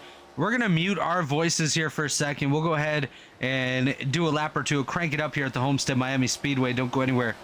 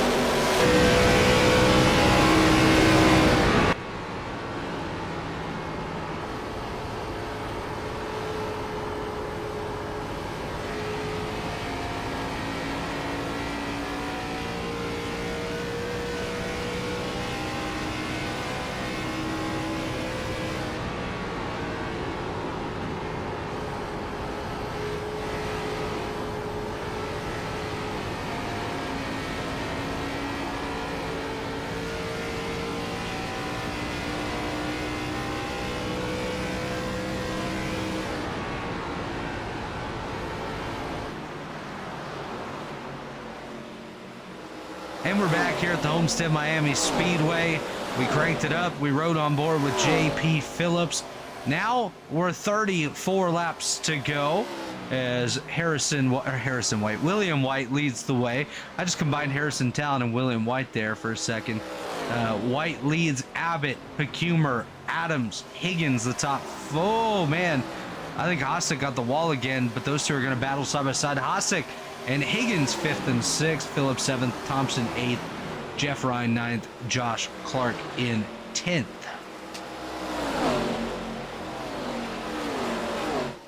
With the pace that William White is running right now, he's anywhere from 3 to 7/10 than the rest of the top 15, aside from Corey Abbott. If this goes green to the end, we could see up to probably 3rd lapped. It's kind of crazy to think about. Since Connor Thompson is going to be pitting, looks like he wasn't going to be able to make it to the end, so he's trying to cut his losses and make some ground back up before it ends. Here comes Thompson down pit lane from the top 10. The Shift Esports entry, the Golden Brew Coffee Company number 30. Andrew Hardcastle also down pit lane in the 22 car. What's the sponsor? Do you know what the sponsor is on this one, Alayton? Is that Monster Hunter? Monster Wilds? Hunter or something, yeah. Like Deer Hunter? No. I don't know. I don't play these He's always games. running different game paints. He's He a changes a few good seasons. fella. I think it's a new game that just came out. There we go. See, Austin Sally knows. He's our resident gamer. All right, let's circle back here. We're going to throw a different question at you guys. Obviously, we kind of have the contenders right now up towards the front. Who's going to be the higher finisher of these 4 drivers? Caleb Pecumer, Jacob Adams, Gavin Higgins, Michael Hossack. Who's going to be the highest finisher of those 4? Austin. Awesome. Jesse. I'm gonna go with Pecumer. Alayton. Yeah, I'm going with Pecumer as well. He's saving better than the other 4, as far as I can tell. I'm going to go with Jacob Adams. I think he's going to get a little bit of a run there towards the end and be able to get by Caleb Pecumer and steal that final spot on the podium. Not foreshadowing any other finishing results here tonight. Of course, anything can happen, as Gavin Higgins going to battle it out with JP Phillips. I think it's actually worth talking about a bit. Caleb Pecumer, he's just as new as Austin and Abnett.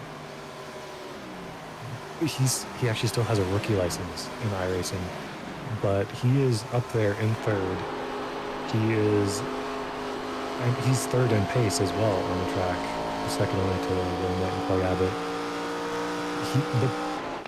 He's had single lap speed for a while now, but his tire management has really been coming along as well, as we're seeing in this race, which is really impressive for how short of a time he's been playing iRacing. He's also part of a really solid team and has a really good coaching staff behind him. I mean, Yeah, he's definitely learned a lot from Frank Fody. yeah, that and Tyler Fody. Yeah, I guess Tyler's all right. He's got, I mean, Ethan Stanley and Scott Crump have helped him out a lot. I know that. I mean, give him some tips and some pointers. And Tyler's in there every single week, you know, coaching him throughout the races and practices and qualifying. And so he's definitely got a stout lineup behind him helping him out. Yeah, no, I definitely agree with that. It's all about the support people that you have around you. And you look at that team over there just right now in this race tonight. Austin and Abnett, Caleb Pecumer, Dylan Haver, Mitch Haver, Frank Fody.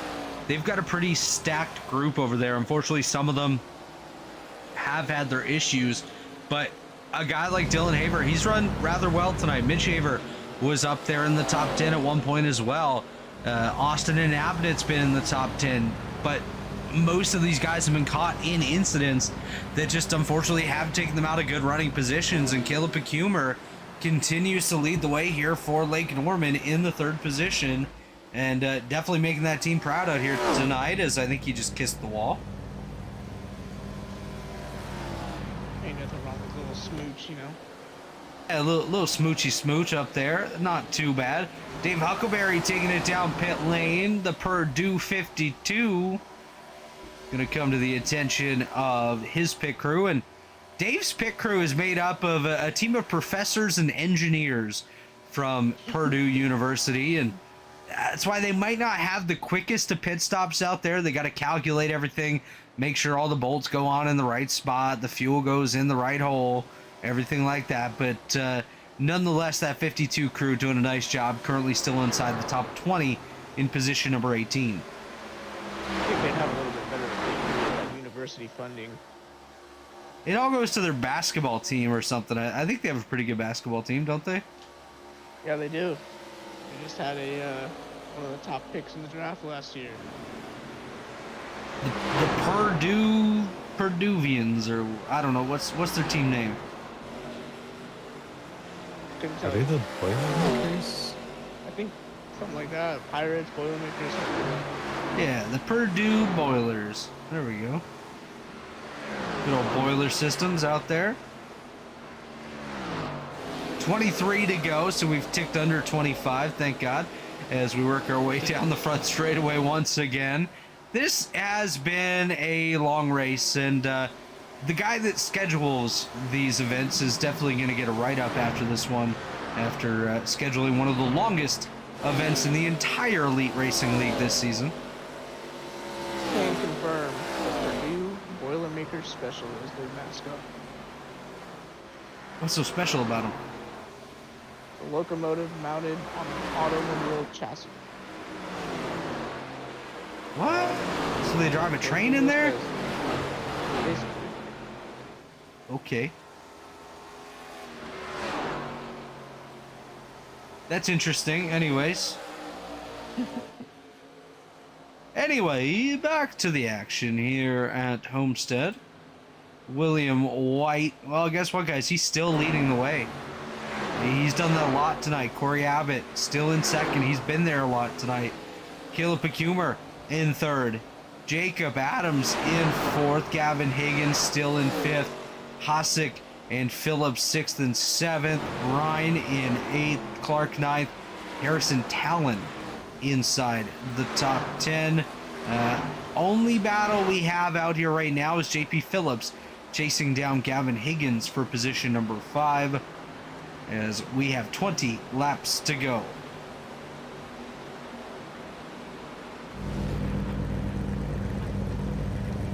We got another Caleb Pecumer fan in the YouTube chat. It is Jerry Burkett saying, "Stay off the wall, Caleb." Yes, stay off the wall, Mr. Pecumer, as he's doing a nice job there in third, but doesn't want to get the outside wall because that could mean he falls back to fourth. He's got a pretty healthy gap to fourth. I think he He could, does, but if you hit the wall score a too many couple wall times, taps as long as he no, doesn't get damage from not it. too many, not too many. Tyler Fode's gonna get upset. I mean, if you're gonna trash a car, do it tonight. We don't need them again next season, so you're all good. No more wall smooches. We need the harder impacts for the end of the race. That's right. And Need these cars again, like you said.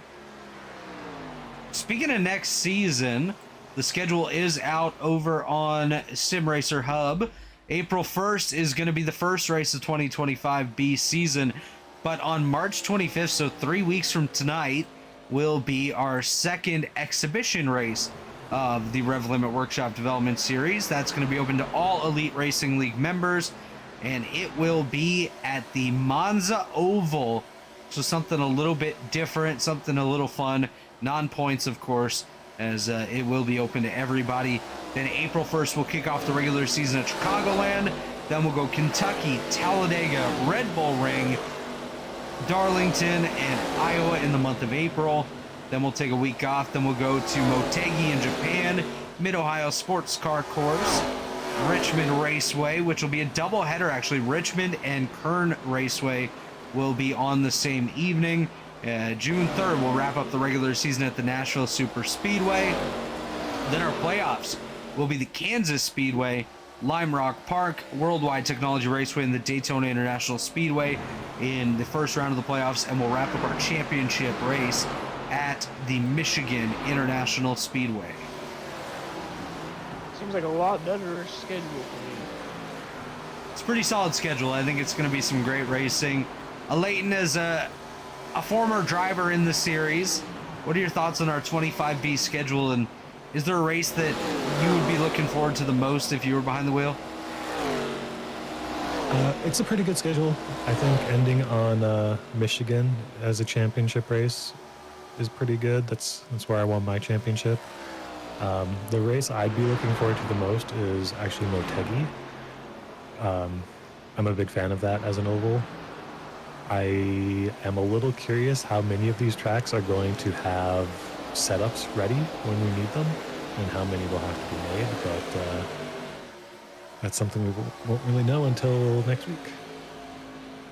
Yeah, I'm honestly looking forward to Motegi the most as well. That's a race that I've had some fun at in other series, other cars, and other adventures in previous eras of iRacing, and it's certainly going to put on a good show. And that Monza Oval exhibition race, I think, is going to be absolutely insane as well. We'll see how that plays out. Good chance it's a wreck fest, but a good chance it's going to be full of a lot of fun as well. I almost wanted to pitch having me broadcast from in the car. Approved, for that done. exhibition race. You're in. But then I didn't remember exactly what the track was when I was thinking about that. And then I saw it and I was like, no, I'm good. All right, so you will produce that race, and I will commentate from in the car. I don't think that'll work. It might work. It might work. I think it will. Hey, we got a battle back here. We got Dylan Avere and Dave Huckleberry battling it out for 19th. Huck goes to the high side. Haver down on the bottom. Crossover by Huckleberry as he's looking to squash some berries, make some juice out of Haver. But he's got to move out of the way and allow Corey Abbott to go on by, as Abbott going to put those guys an additional lap down. By the way, 10 cars still on the lead lap, and that's not too far off from changing at this point, as last time by, William White ran a 33.58. Josh Clark is he's right there, right ahead of the race leader. I'm gonna say we'll have 7 cars on the lead lap at the end of this race. Clark, Talon, Ryan all going to go a lap down. Unless something crazy happens. As a Championship 4 driver, I think Michael Hosek is going to be trying very hard to not be the 4th car added to that in 7th place. But I think he's going to be able to hold on this time for sure. As we come around this time, it'll be 10 laps to go in 2025A. 10 laps to go in William White's RevLimit Workshop Development Series presented by PitPassNetwork.com career. That rolls off your tongue really easily right there, as White just 10 laps away from wrapping this one up. He's hoping that it stays clean. He's hoping that it stays green at this point, as we had a car come down pit lane. Kurt Gibson going to come to the attention of his pit crew. We saw the battle here between Gavin Higgins and J.P. Phillips. Higgins on the high side, Phillips right ahead of him now as he comes up. Tommy Ryan's right there behind them, as we'll take a look at White once again. He's coming up on the Josh Clark machine. That's Clark just up the road. That 7 very well may stick at 9 at this point. Is I just feel like the pace has fallen a fair bit here, Alayton and Austin, as Josh Clark, even running 34.5 seconds behind a race leader, has been able to stay ahead of William White for a couple laps here.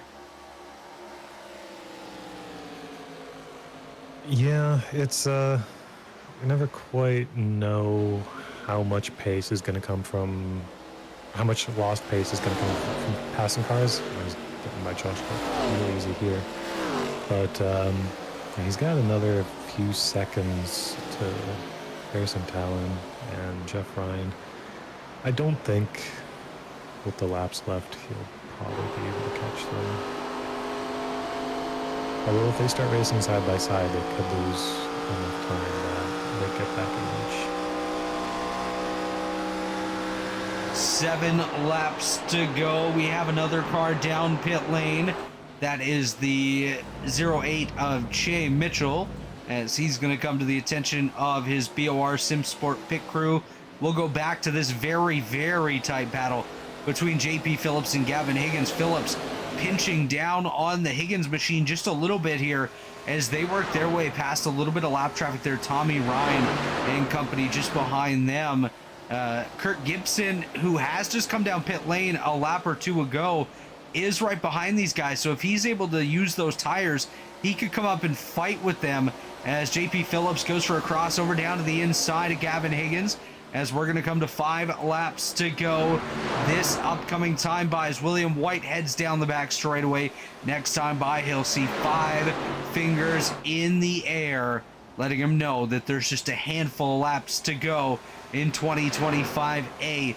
These guys battling back here has allowed Jacob Adams to pull away from them, but he's still 7 seconds back from third place Caleb Pecumer, who's half a lap behind your race leader William White. Corey Abbott in second, 4.5 back from White now, as he's looking like he's going to settle in for that second position and just ride it out to the end here. It's going to be way too hard to get up there and battle it out with William White with just 5 to go. Yeah, if there's one thing that Will does not want to see right now, it's going to be a yellow flag, because he has such a big margin, especially to the nearest championship contender in Higgins, that as long as he doesn't destroy his car, he can probably hold on to his position to the end. But if the yellow comes out, that all just disappears. And if it comes down to a green-white checker, then who knows what's going to happen. You could have people stay out and just throw a wrench in the whole thing. And yeah, it'd be exciting to watch, but hell on earth for the driver. Yeah, we'd see some absolute chaos, that's for sure. As we come to 3 to go, William White sends it down through turns number 1 and 2. Corey Abbott will do the same as he's crossed that start-finish line. Pecumer now just coming around to collect 3 to go for himself. Jacob Adams well clear of JP Phillips, who's still side by side with Gavin Higgins. I'm going to call it right now here, Alayton, Austin, and Jesse. If we get a caution, it's going to involve these 2 cars, the 31 and the 20, as they are racing so incredibly tight here in the late stages. But back to your race leader, popsicle sticks in the air for the final time this season. William White leads us into turns number 1 and 2 with 2 to go. He's got this championship just about sewn up here, just hoping, praying that he can make it to the end without any issues. We also have a battle back here between Chris Albrecht and David Woods. Woods going to fall back to the 14th position. Albrecht up to 13th. Great run by both of these guys inside the top 15 as White comes through 3 and 4 this time. We're going to hand it down to Marty the Flagman. White flag in the air, 1 lap to go in 2025A. The RevLimit Workshop Development Series Championship just about to be wrapped up here. Just ahead of William White, that's teammate Cale Pocock in the 77. I would not expect Pocock to come into play whatsoever. If Will does close up the gap, I would expect the 77 to move out of the way, let him by. But into 3 and 4 for the final time, looking to show up Elite Racing League Championship number 1 in the University of Chichester, number 43 for Abbott Motorsports. Your champion in 25B is William White. White wraps it up. I said 25B, it's 25A. Who cares? He's got it done. White, your champion here in the RevLimit Workshop Development Series presented by Pit Pass Network. Corey Abbott comes home second. Caleb Pecumer gonna round out the podium. Jacob Adams is 4th. JP Phillips wins the battle for 5th. Gavin Higgins gonna come home 2nd in the title fight over Michael Hosick. Harrison Talon comes home 8th. Jeff Ryan 9th. Josh Clark in 10th. As William White gonna come around, celebrates with the team owner Corey Abbott. Connor Thompson comes on by as well. Here's Caleb Pecumer giving some love to the British driver William White, as the whole field gonna show their congratulatory wishes to the driver of that 43, Kirk Gibson. Austin and Nabnett, here comes Josh Adams' brother Jacob. Shea Mitchell right there as well. The driver for Williams' team, teammate Andrew Hardcastle, comes in. There's Harry Talon. We got a bit of a champion sandwich right there. Cale Pocock comes around and Gavin Higgins there as well. We'll let Will burn it down as we take a look at your finishing results on the screen now. We went through the top 10. 11th is Connor Thompson. 12th is Andrew Hardcastle. 13th, Chris Albrecht. 14th, David Woods. David Phillips in 14th. In 15th. 16th is Tommy Ryan. I can't math right now. 17th, Kirk Gibson. 18th, Dave Huckleberry. As we let the rest of your finishing order scroll on through. 32 cars deep here tonight as White gonna burn it down, your champion here in 25A. We'll step aside real quick. When we come back, we'll talk to White, Abbott, and Pecumer. Don't go anywhere. Racing isn't easy, but experiencing it is. iRacing puts you in the driver's seat with the industry's leading sim racing game. Drive on laser scan replicas of the greatest racing circuits from around the world. Go head-to-head against other drivers chosen by skill-based matchmaking to ensure competitive racing at every level. Compete across all your favorite series. In officially licensed cars, engineered to deliver the most accurate driving experience possible.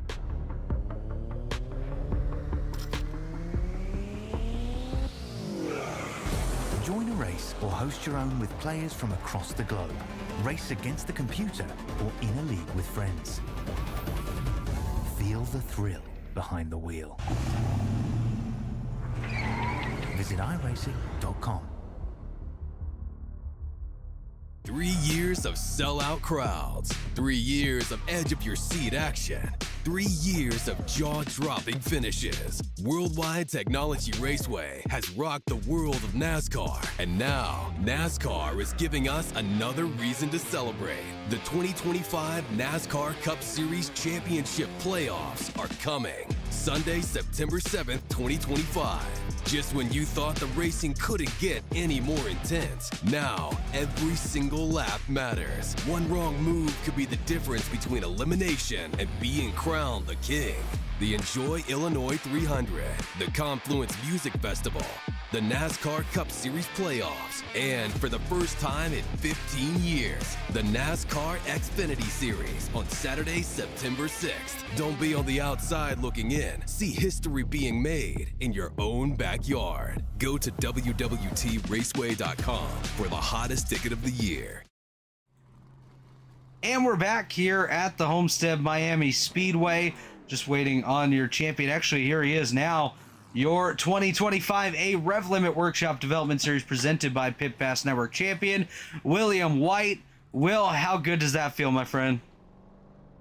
That feels bloody amazing. I would have been somewhat fuming if I didn't win the championship, considering I won 7 races, having a 3-race suspension. So, yeah, definitely glad to have walked away with it. 27 seconds back to the next championship 4 guy. I will take that. Now, Will, walk us through your season as a whole. Obviously, you started off really strong, 4 wins in a row to get off to a really hot start. Then Watkins Glen happened, where a vacation was handed out to you as a prize, and you weren't with us for a couple of weeks, came back, went a little while until you won again at Phoenix, then you won again at Bristol, and now picking up the win here at Homestead for your 7th win of 2025. Walk us through the season as a whole, And what went right for you this year? Like how did you get so darn good here in this ARCA car? I mean, the Arca car has always been a car I've really, really enjoyed. And I look at the schedule and I see a bunch of tracks that I'm really, really strong at in almost any car. So I knew I'd be good at them in the Arca car. So I went into Charlotte immediately, very, very confident because it's probably my favorite track outside of maybe Las Vegas or somewhere like Homestead, where it's just really fun intermediate track to run in the Arca car. So I was glad to have gotten the win there. I had ran the combo before in Elite and had ran well both times, so I got the win. The Roval didn't expect to win, but I expected to do well. It was a road course I do enjoy in most cars. But again, a win that I didn't expect, certainly not in terms of the gap I got. Atlanta, first plate race I've won on the entire service. It's been 4 years. I don't like plate tracks. I hate them. So to get Atlanta, fairly cool. And then we got 4 in a row at Michigan, another track I absolutely just adore in the ARCA car. So that was the point in the season where I kind of got a little obsessed with the streak I was on, where I was like, okay, I'm going to put in a buttload of laps and just see if I can keep this going. And I did. Watkins Glen, again, did a ton of laps. Was like 30 seconds ahead at the halfway point. I think if things stayed as they were, I would have lapped most of, if not the entire field, which, despite what had happened after the pit stops, I'm still proud of that in itself. Yeah, obviously, me and Ray had our little run-in, but we laugh about it. It was funny. Well, it wasn't funny then, but it's funny now. We look back on it, we have a laugh. We have a laugh about it in the Abbott chat, about how Will wrecked Ray and how he's a bum. So yeah, no, that we laugh about it now. The 3-race vacation, a little harsh. I didn't mean to cause a yellow. I just kind of, my brain exploded because of what happened, but it's fine. So missed 3 races, came back at Kansas. Wasn't great. Definitely a bit out of my mojo. Finished 4th. Daytona, sketchy one, ran up front the entire time. There was that last lap crash, which was kind of my fault. It was Netco, but it was kind of my fault. But I caused the wreck and got out of it, so I'll take a P3. And then the playoffs was just really good to me. Consistent, even at the tracks I didn't feel good at, like Bristol and Talladega. I was still consistent. And then came here, wasn't able to practice. Came in, literally got in the house at 12 a.m. So with 25 minutes left of practice, and just hope for the best. And thankfully, that's what I got. And Will, I'm going to mention it right now. I think you got 2 records this season. Most wins in an elite season, at least in ARCA, was 7. And probably the longest answer to a question in a post-race interview right there as well. Oh, yeah. So 2 records for you and a title. How are you going to celebrate it here tonight? Are you going to give us one of those famous Elite Racing League victory shots? I will be at some point. I think I'm due 3 of them. I didn't do any for my 3 recent ones, so I'll have to do a triple shot at some point. But I will. I might do an extra one for the title, so we shall see. But I will be doing that. Not tonight though. It's 2:30 in the morning, and I have things to do tomorrow. So my celebration for tonight is a good night's sleep. Fantastic. Any shout outs or sponsors you want to thank here? Yeah, of course. University of Chichester had them on my car for most of the season, run them on pretty much all of my cars in everything I run. Everyone who has teamed up with me, Corey, Andrew, Kale, Mitch, David as well. Am I forgetting anyone? Brent. Well, you didn't drive Alayton. I was going to show you out for commentary. But yeah, Alayton as well, of course. Actually, he did run Ghost Laps, so he gave us some input ahead of tonight. No commentary favoritism, though, of course. I'd never suggest that. Yeah, everyone who's run with us, all the drivers in the series this season, they've been super cool, super clean, and fun to run with. All the championship 4, they gave me a run for my money all season long. definitely wasn't easy. Everyone who supported me, obviously my mum at home, my dad doing this for him, Holly as well, being super supportive as always, all my friends and family that watch, doing this for them as much as I do it for myself, and all the admin team, all the broadcast team, Jesse, Race Control, all done an amazing job to put an amazing product together. Well, Will, congrats on the title, and we look forward to seeing what you can do in future Elite Series. But you're done here. You're not coming back to ARCA. Congrats on that title, buddy. Thank you very much, Robert. That's William White, your champion here tonight. Let's go ahead and bring in our second place driver, Corey Abbott, for a quick chat with Alayton Norgard. Hopefully not an entire history book like we just had with William White there, Alayton. Hey, Corey, Alayton up in the booth. You got a copy? No, he does not. All right, we'll take Corey out. We'll bring in Caleb Pecumer, our third place driver, standing by with Alayton Norgard. Hey, Caleb, Alayton up in the booth. You got a copy? Yes, sir. We had a pretty strong run here tonight. You want to walk us through it? Sure, yeah. I mean, first and foremost, congrats to William. I mean, I think I don't even know how many, maybe 7 wins in one season. That's just, can't do anything but respect that. But yeah, the first half of this race, I thought we were done for getting involved in that first wreck. We were able to get all the damage fixed and then spend the rest of the race just driving our way back up through the field. The second half of the race had to have been pretty boring if you were anywhere on my car during the broadcast, because I mean, I just had nothing for Corey and Will. So big kudos to them for driving so fast for so long. I don't know how their tires didn't wear out. But yeah, pretty exciting. I don't think I've ever podiumed a race, so I'll take it. As much as you say that you didn't have anything for Corey or Will, it didn't seem like anyone behind you had anything for you either. So we talked a little bit about how much you've improved over the time you've been here in Elite, and I kind of showed it.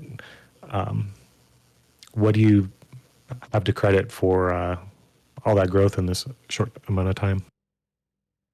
Yeah, well, thank you. I really do appreciate it. It means a lot. I just a lot of the help comes from Tyler Fody, obviously, but as well as him, I watch obviously this is a developmental series, so everybody in here is learning with me, but there are guys that are substantially faster than I am, and every race that somebody wins, every lap that somebody sets the fastest lap in practice, I'm always sitting there and I'm studying what they're doing and trying to learn.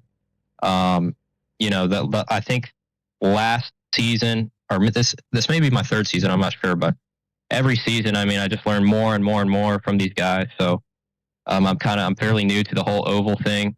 So yeah, I'm really excited about next season. Obviously, as a competitor, Will is gone, so that's a huge thing.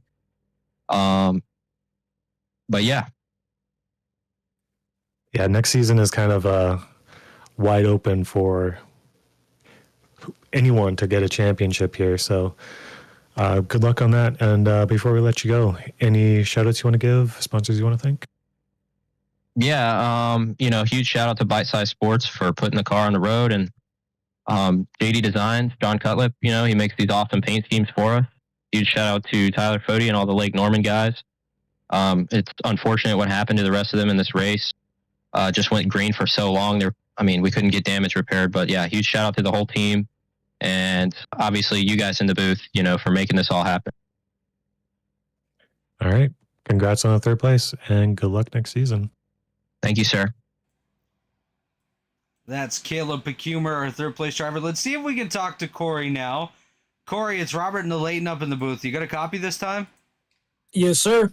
Oh, finally, eh? Alayton, he wasn't here before.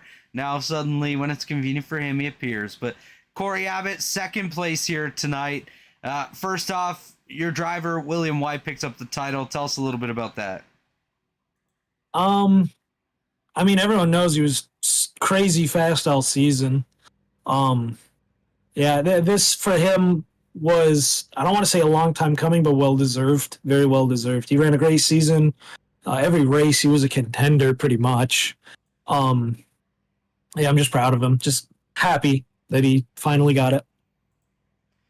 And for you, obviously, came home second. Unfortunately, missed out on the championship for last week with a little bit of tough luck. But a second place finish here tonight, definitely a good way to round out the season. What more did you need to get up there and steal that victory from Will? I don't know. I mean, the first run there, he and I were so even on times. It really just came down to managing the left traffic. I think that's really all it was. Even at the end here, I'd start to make up time, but then as the lap traffic, as I caught them, I'd kind of lose the time I gained on him. So just have to execute better there. Other than that, nothing. I mean, he drove the wheels off of it. I drove the wheels off of it, but he was on something tonight. And looking ahead to 2025B in the series, Corey, what's your goals for that one? Do you think you can be a championship contender at the end of the season? It depends if I can survive Talladega. Well, we're going to Daytona, so it's okay. Depends if I can survive Daytona. My luck here has been pretty terrible on the super speedways. But besides that, yeah, I think we can contend 100%. 2 of the 3 top 2s I've had have been Will winning, so you give it a Will. Hopefully, a couple wins come my way next season. Hopefully, more than that. I think a lot of things are starting to come together. Just hoping I can execute. That's always the goal. And before we let you go here, any sponsors you want to thank, shout outs you want to give for your 2025A season? Well, I got to thank you guys for the broadcast. You guys always do a great job. Got to congratulate Will again. He came in, said he was going to kick my butt this season, get a championship. I said, game on, and rightfully so, he kicked my butt. So well done, sir. You made me eat my words. I got to thank everybody at Abbott Motorsports. They all had a great season, even if the points don't show it. We had a good time. You know, I'm a twit, but they put up with me, so they're great guys. I think that does it. Well, Corey, congrats on a good run here tonight. We look forward to seeing what you can do in 25B. Thanks, guys. Alayton, that will just about do it for 2025A in the RevLimit Workshop Development Series presented by Pit Pass Network. But before we go, any final thoughts from you? I just want to give these guys credit for turning around a race that was starting off pretty heavy on yellows and giving us a really, really long green flag run, a longer green flag run than most of the races that we ran this season. Hopefully we can carry that over into 2025B and have some good races. I definitely agree with that. And on that, I do want to thank you, of course, for joining me in the booth all season long. Jesse Rasimas for his great work as our race controller. He ran some really smooth races for us and did a fantastic job all season long. Austin Sally for joining us tonight. Anyone else that joined the booth throughout the season, all the drivers that we had the opportunity to get up here in the booth for interviews, Chad Frankenfield, Dave Huckleberry, everyone behind the scenes. Thanks to all of them. Thanks to all you at home for tuning in. It was a fun season. We look forward to the next one in just a few weeks. But on behalf of Alayton Norgard, Austin Sally, Jesse Rasimas, my name's Robert Hill Jr. Thanks for joining us and have yourselves a good night. Congrats to William White, our 2025A champion.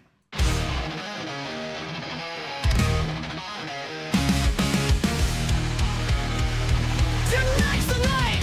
Engines roar! Homestead, Miami, we're ready for more! The RevLimit Workshop, let's set the stage! A championship race, flipping the page! William White, the favorite, on the track, speed and precision, there's no looking back! But the contenders are fierce, they're ready to fight! Gavin and Jay, they'll shine in the night! Revving up the stakes, under the lights, hearts racing fast, feeling the heights, feel the thrill, hear the crowd cheer, it's RevLimit time, the championship's here! Gavin Higgins chasing that crown, pushing the limits, never backing down. Take Connor Swift, he's got the moves in this high-speed battle, he's ready to groove. Like a Homestead, don't count him out. With skill and grit, he'll leave no doubt. The tension's electric, you can feel the vibe. This race will be epic, it's do or die. Revving up the stakes, under the lights, hearts racing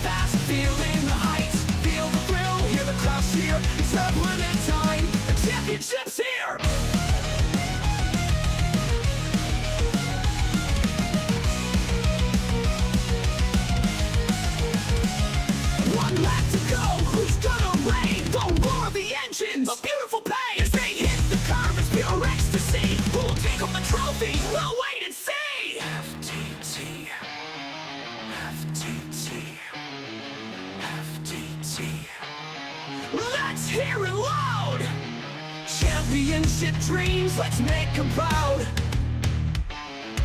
FDT, hell the fight. Tonight's the night, we ignite the night.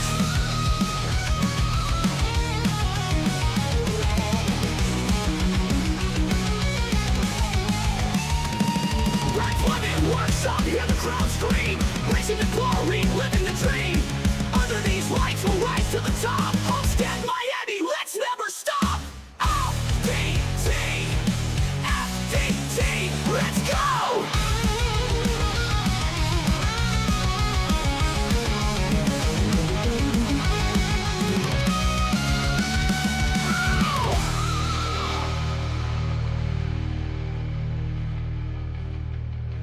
One left to go, who's gonna reign?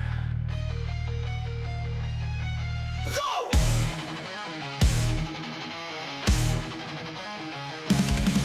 The roar of the engines, a beautiful pain.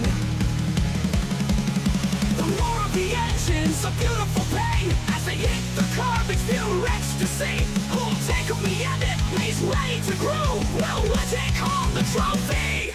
Who would die?